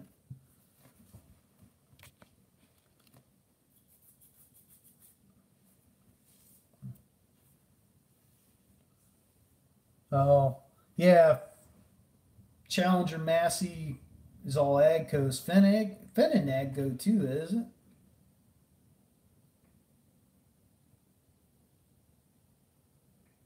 Or is it its own brand? I'm not sure. I don't keep up with all that stuff. It is? Hmm. I thought the plant was in Germany for those. I thought they shipped them over from Germany, the Fents.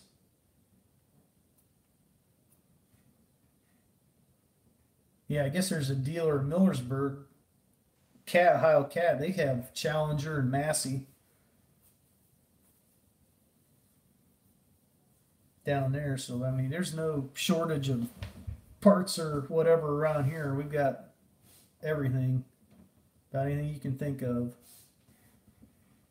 Like I say, Mayball's Massey, White, Oliver, Moline, all that good stuff.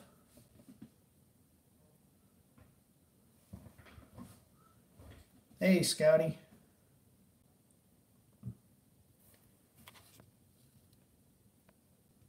Oh, yeah, I know the Fent and New Holland and all that's pretty popular over there in Europe. So's Mud.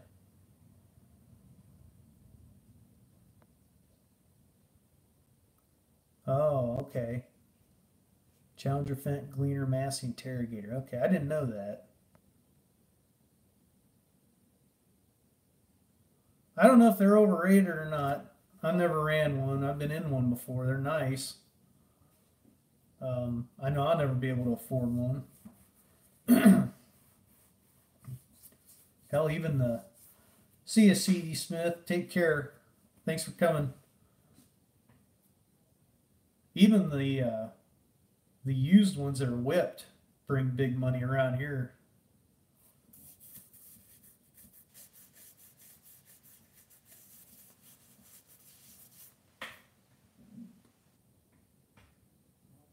Yeah, that's what I've heard. Some of those are made in the same factory, they just paint them different. It's like that with all kinds of stuff.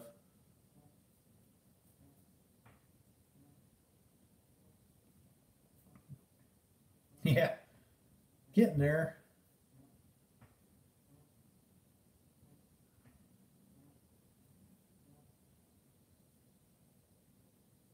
Yeah, that would be pretty cool. Definitely.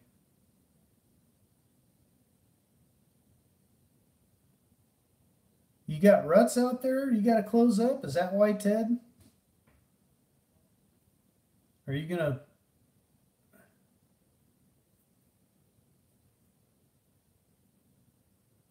Yeah, you got that right, Scotty.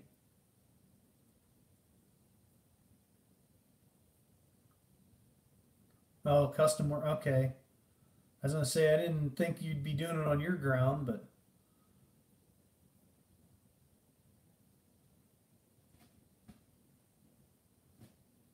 yeah, it is getting awful late, isn't it? I guess time flies when you're just BSing.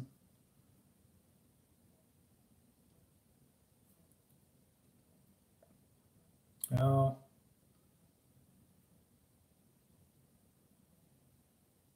sick, like super sick, or just enough that he needs a hand? Thanks for stopping, CJ. Take care. Be looking forward to future videos.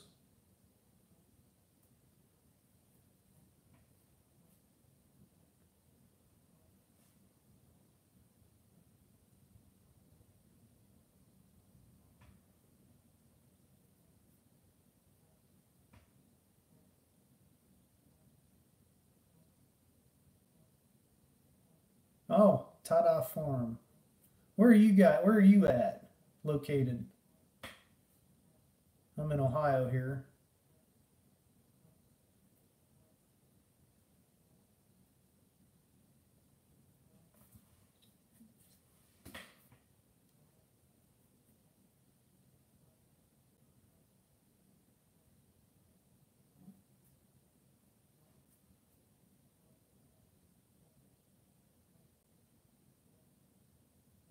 Oh, no problem, small town farmer.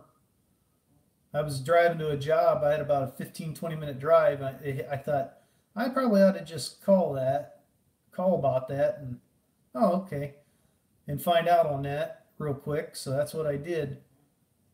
Um, what part of the state are you guys? Are you in Western Ohio? I'm in Northeast. Oh, okay. See a pretty big outfit, or not really, or maybe most of you guys are pretty good sized out there. Northwest, okay.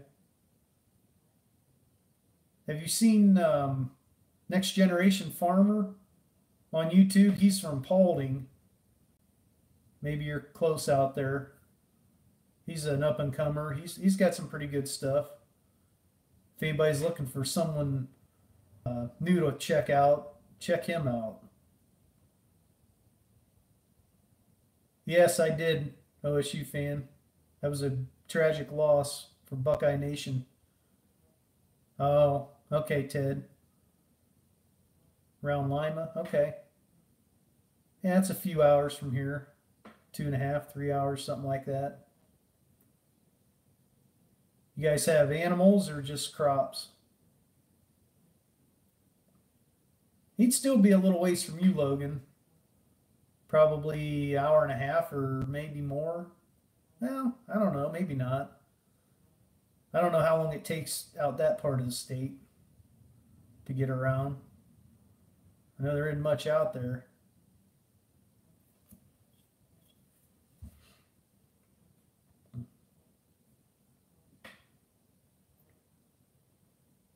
Okay.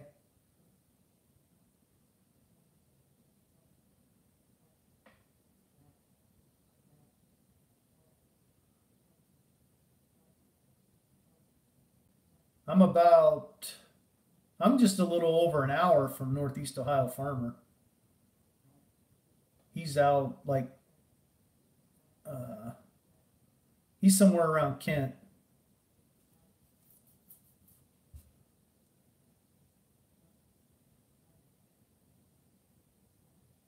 Souped up gardeners. I don't know about that, David. You guys do some. You guys have some impressive equipment down there. Are you getting hot yet, where you need air conditioning and everything, or is that coming?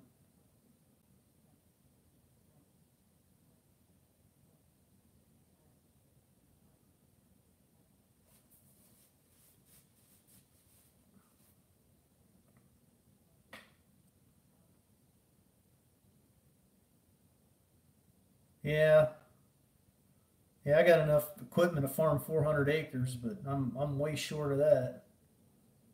I've got the same size equipment as the guy I worked on the dairy for. Yeah, Travis would be northeast of Akron, Farmall Fanatic.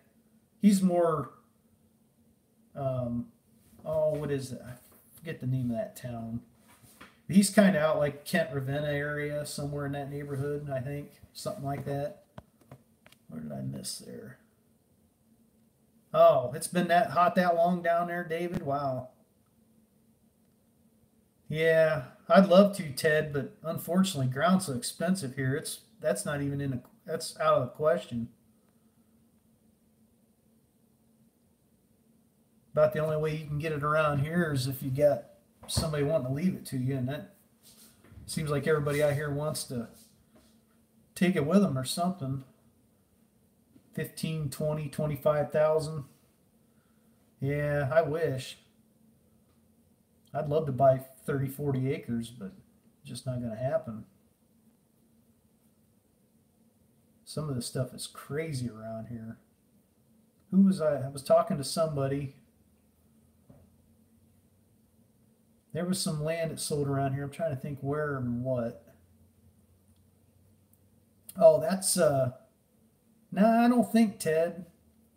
It's either cash rent or own or whatever. I don't hear of much of that. If there is, I don't know about it. That would be nice. Find some old guy or something that looking for somebody young to take over, but most of these old guys around here don't want to give it up. Uh, Next Generation Farmer, Logan. Check him out. He's out in Paulding. Yeah, that's the only way I'm ever going to do it, do. Yeah, that would be nice, Ted, if that would, you know, hook into someone with a few hundred acres and do that. But like I say, if it's going on, I don't know about it.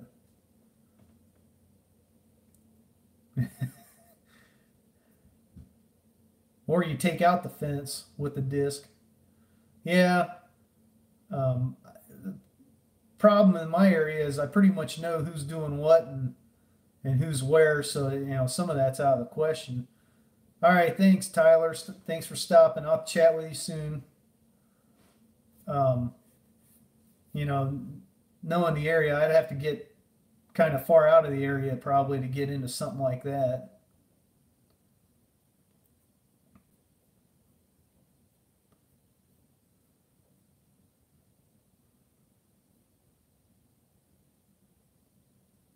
Oh yeah, they got pheasants out there, Farm All Fanatic. If you go back in some of Ted's videos, he leaves strips for them for the hunt in the fall.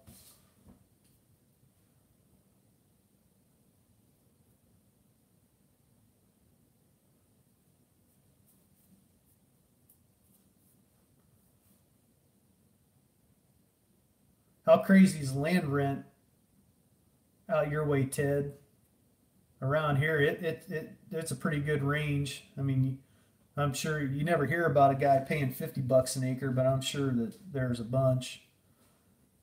Um, but you hear everybody that's paying 200, 250 an acre. You hear about them. You don't hear about the guys paying 50 or less, or under 100. $40 an acre. Jeez, that'd be nice. Problem around here is the competition. There's so many dairy guys yet. Um, there's most of them haven't figured out you can't make a buck milking cows.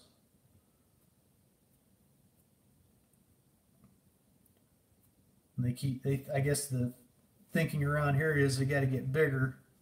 We got to make more money by getting more cows. So, and there we need more land to milk the cows. So, yeah, if everybody talked about the low rent, everybody be, every acre would be 250 around here. Yeah, same thing around here, Scott.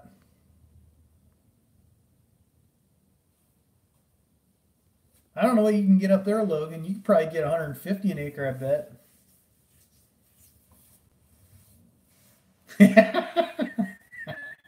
That's cheap. No wonder the farmer's getting screwed. Milk's too cheap.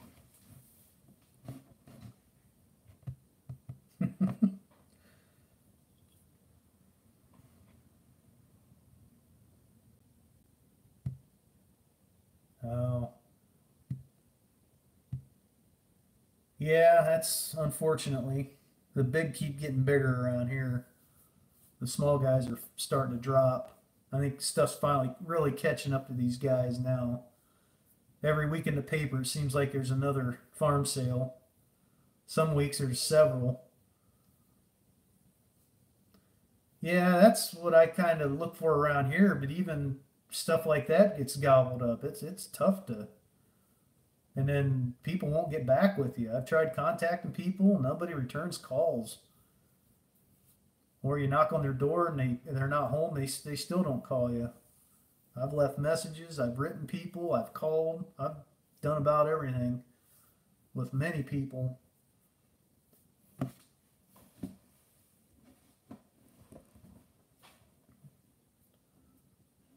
40 bucks an acre, man. Is it decent ground? Or is it like shit ground and no one wants to farm it? Because even if it was shit ground at 40 bucks an acre, I'd get all I could, as much as I had time for. I don't have anything that cheap. Perfect ground, really. God, maybe I need to relocate.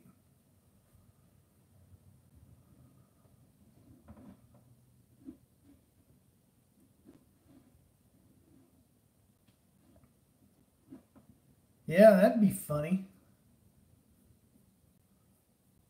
I could do that right behind. Well, I can't behind me. It's already plowed. 200 for tobacco land. Dang.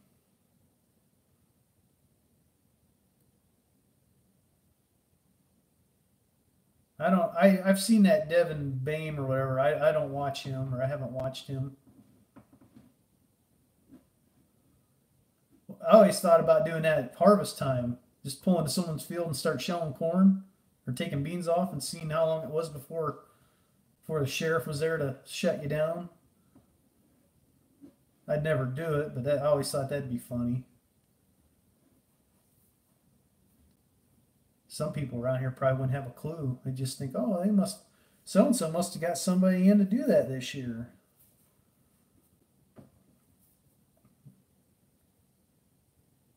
There's still corn standing in this area. I commented, I forget whose video it was. Yeah, I used the "May I help you" approach. That's funny. Um, I forget who somebody. Oh, it was Mike Less, I think. Yeah, yeah, I wouldn't do it at 2 in the morning. I hate running in the dark. I think it was Mike Less posted a video. A guy up in Ashtabula County was shelling corn just recently, and I made a comment, hell, there's corn standing around here yet. And somebody said, well, man, you should make a video of that. Well, I don't really want to step on anyone's toes by doing that, especially if somebody recognized the field. Yeah, got that right, Logan. But yeah, I can think of probably 50, 60 acres in the area that's still standing. I saw another field last weekend. Yeah, I need to do that for the combine. I'm about half blind as it is anymore. And those old lights on them darn things aren't that great. LEDs, it's just the round, standard round bulbs. Uh, yeah, it is.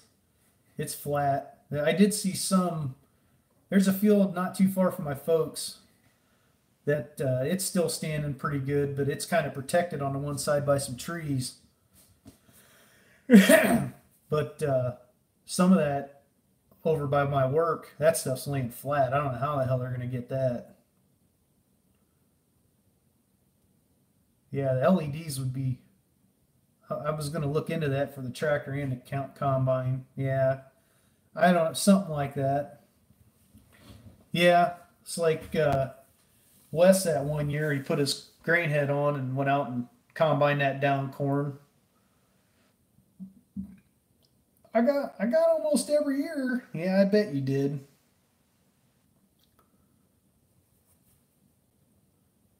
Never seen anybody do that around here yet, but hey, do what you got to do, I guess. That stuff was that he had was drought too. It was drought, and then the hurricane came through and flattened it. No, I never went cow tipping. I'm not that dumb.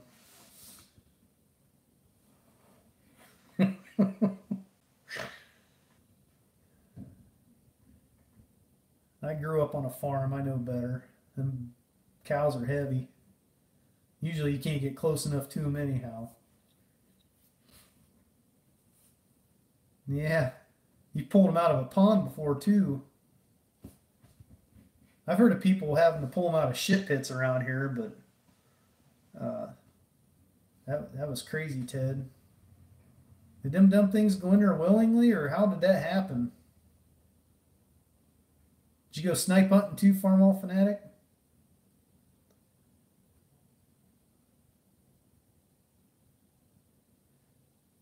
Cow, cow tipping's just a hoax, Scott. That's something that you tell city people. Let's go cow tipping. You're supposed to put your shoulder into them and knock them over, but it doesn't quite work that way with most cows. Even if you could get up to one, they're so damn heavy you can't move them. Yeah, like snipe hunting. Yep, same thing. Just a different way of putting it.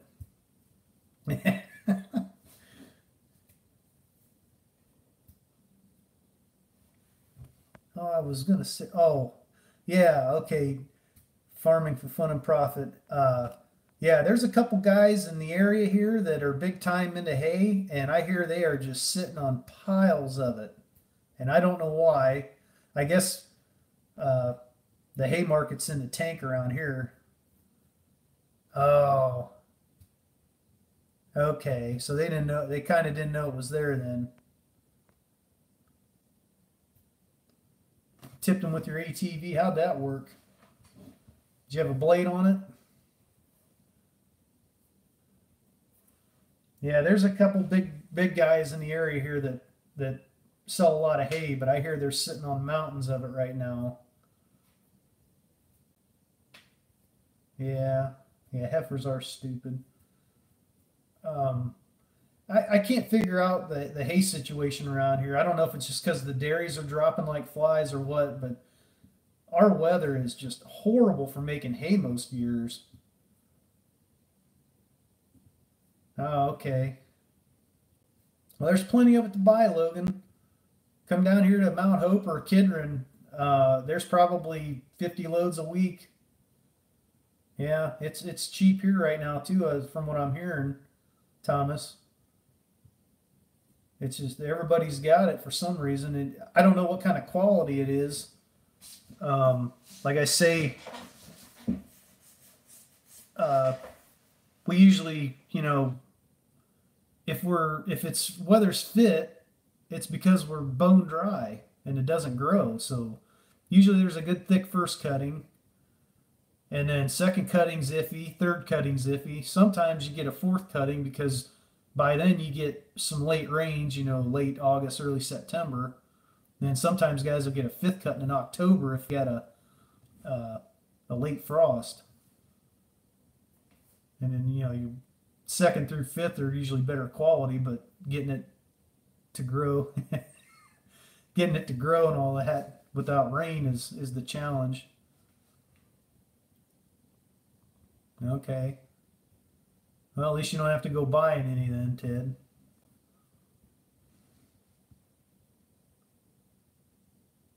Really?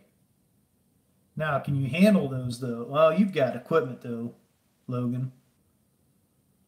See, a lot of people around here, like your horse people and stuff, they want small squares. So there'd be a market for small squares, but rounds and big squares are, the guy's got to have a bobcat or a loader tractor to handle those. Or a small square, anybody can handle them. That you might have a little niche there.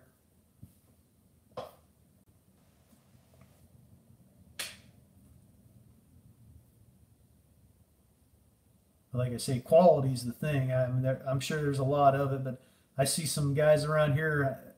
They're baling stuff that I'd never feed it to anything.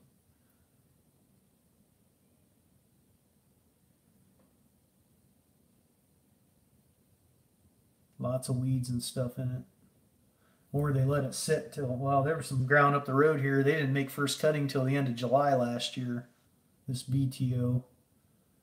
And that stuff, I didn't know what he was doing. That stuff was laying flat by then. They baled it up and hauled it out.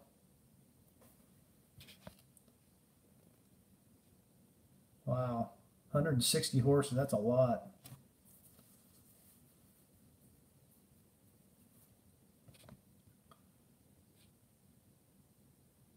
Yeah, that's the problem with the big squares. A small square, um, you a couple slabs like for lambs or goats or whatever is one thing, but a slab on a big square is huge. Yeah, we haven't had much, snow on the ground here, Ted, but nothing's growing. We just been cold and wet. 6 weeks down there, David. Around here, they're wanting to cut about every 30 days. The dairy guys. And I don't know if that's pushing it or what, but really, I've never heard that. Small town farmer. Most guys around here, depending on the weather, they're getting in about the middle of May for first cutting. Uh, yeah, yeah. I don't know if anybody's around here putting notes out or not. They should be if they hadn't, if they could have.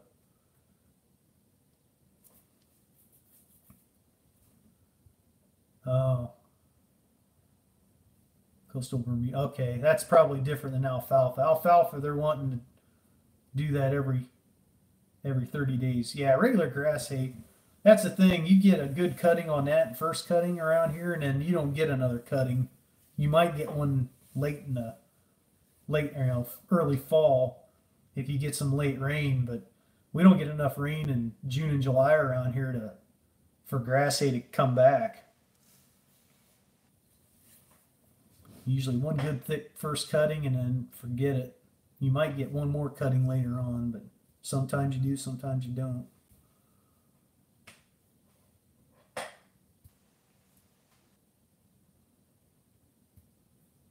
So Ted, if your guys are way behind on oats, corn going to be the same way then. Corn and beans, you're going to be June, or you think you might get in there before?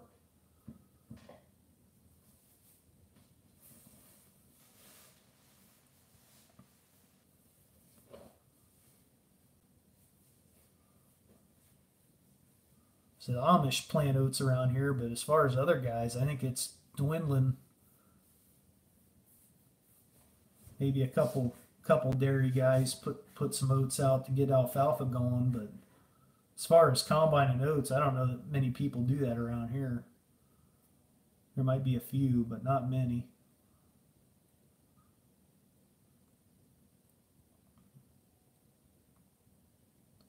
Yeah, that's probably what'll happen. Yeah, like my grass down by the road, it's starting to come a little bit, but nothing else is growing. Wheat around here doesn't look that good. It's green, but it's not growing because we've been cold and wet. See, there really isn't even a oat market around here. I think a couple mills No, I didn't marry an Amish girl. I used to date one though. I think there's a couple places that'll take oats around here, but it's because they've got cattle, feed mixes they use it in. You can't just go anywhere with them. OSU fan might know.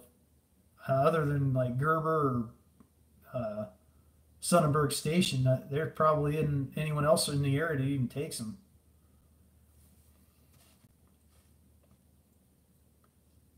Uh,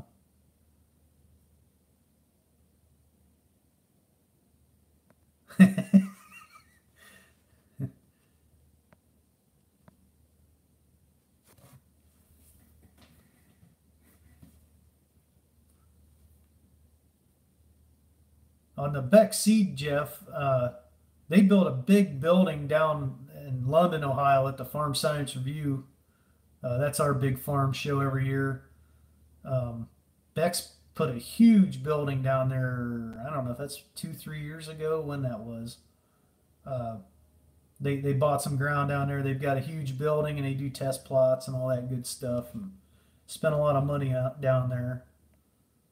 I'm surprised they had any money left to get you those wrenches and stuff. $22 a hundred for oats? Holy shit, I need to grow some then.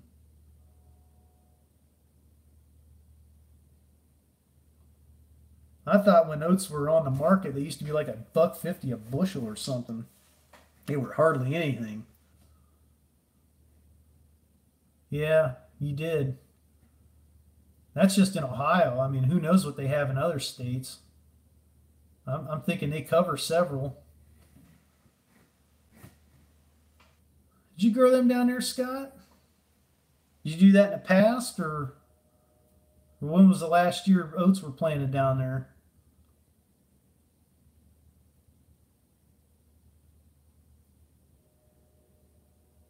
That's oh, you're okay. You're gonna put some out this year, or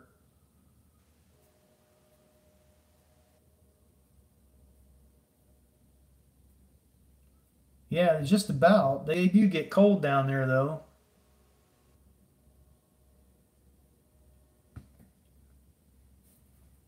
When I worked on the dairy, we grew 6, 8 acres of oats every year. Mainly, it was to get alfalfa going in the spring, and then keep one field back and fill a cup, the granary into one barn and maybe a wagon, and it went in small calf feed after the calves got weaned.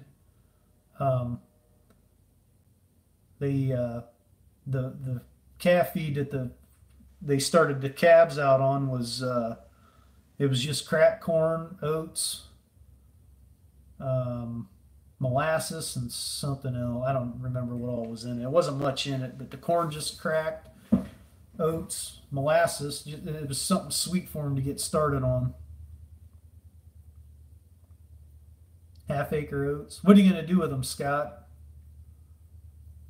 I haven't even checked, Ted. It's cold.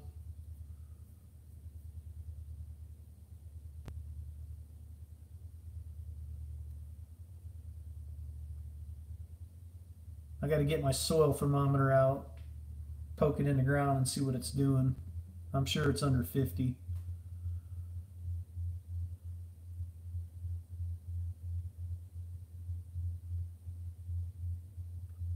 Perennial peanuts. Are those salted or unsalted, David?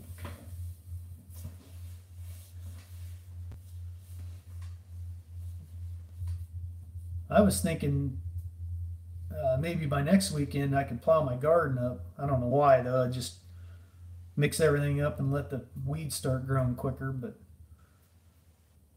it would be fit probably if we didn't get any rain. Close to 40. Yeah, I'm I'd be willing to bet we're under 50 here, depending on time of day you checked it. Oh, how'd that go, Jeff? Did your camera work today? Oh, okay, Scott.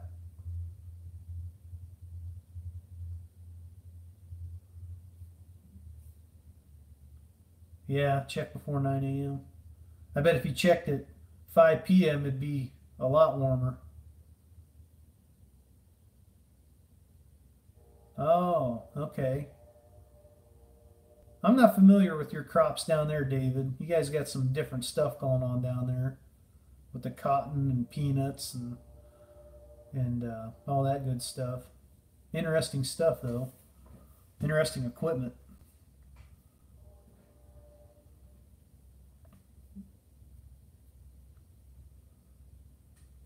Did you get all your plowing done, OSU fan? Or do you still have something to do yet?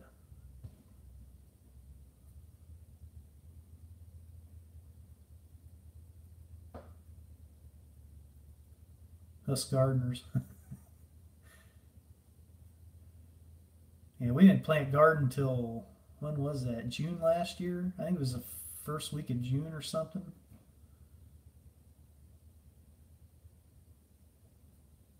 Yeah, about half done.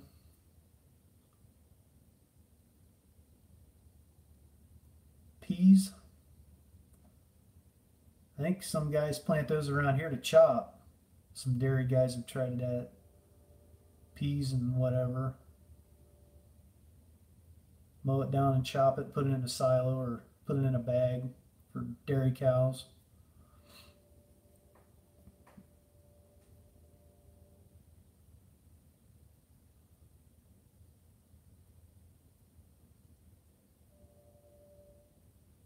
Did you get all your grass mowed, Jeff?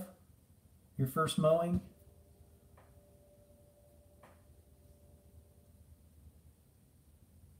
Okay, yeah, I've heard of people doing it around here too. Now, I don't know if that's one of the, how much it costs to do, if it was just a fad or what. I don't keep up with all that stuff, but some of these cover crops are kind of expensive, I hear. So there was a lot of guys doing it when corn was $7, but now that it's not worth anything, a lot of that stuff kind of faded. Yeah. Main crop was tobacco, yeah.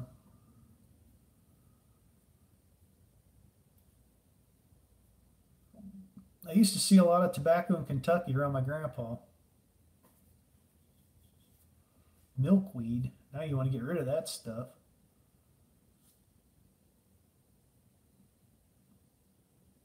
Oh. So they'll eat the peas instead of the cotton, David? Kind of stop them short of getting to the field. Yeah, there's some sunflowers about 20 minutes from here, 20 minutes west. There's a guy that plants sunflowers every year. I don't know if it's for bird seed or what the deal is, and yeah, gleaner combine with a grain head on it, out there cutting them. Grandpa lives in Moorhead State University. If you ever heard of that, he's in Moorhead.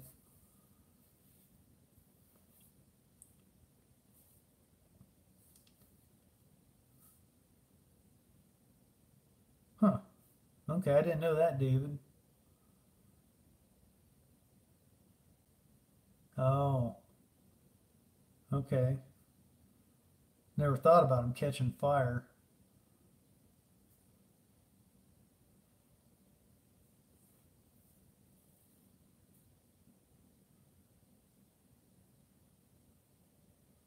Well, guys, it's getting pretty late. I guess this is about wow, this has been a marathon. I think I'll wrap this up and save a little bit for the next one, I guess. Yeah, see, we don't get that hot and dry, C&J. You guys, we got Lake Erie not too far away. We've always got crazy weather.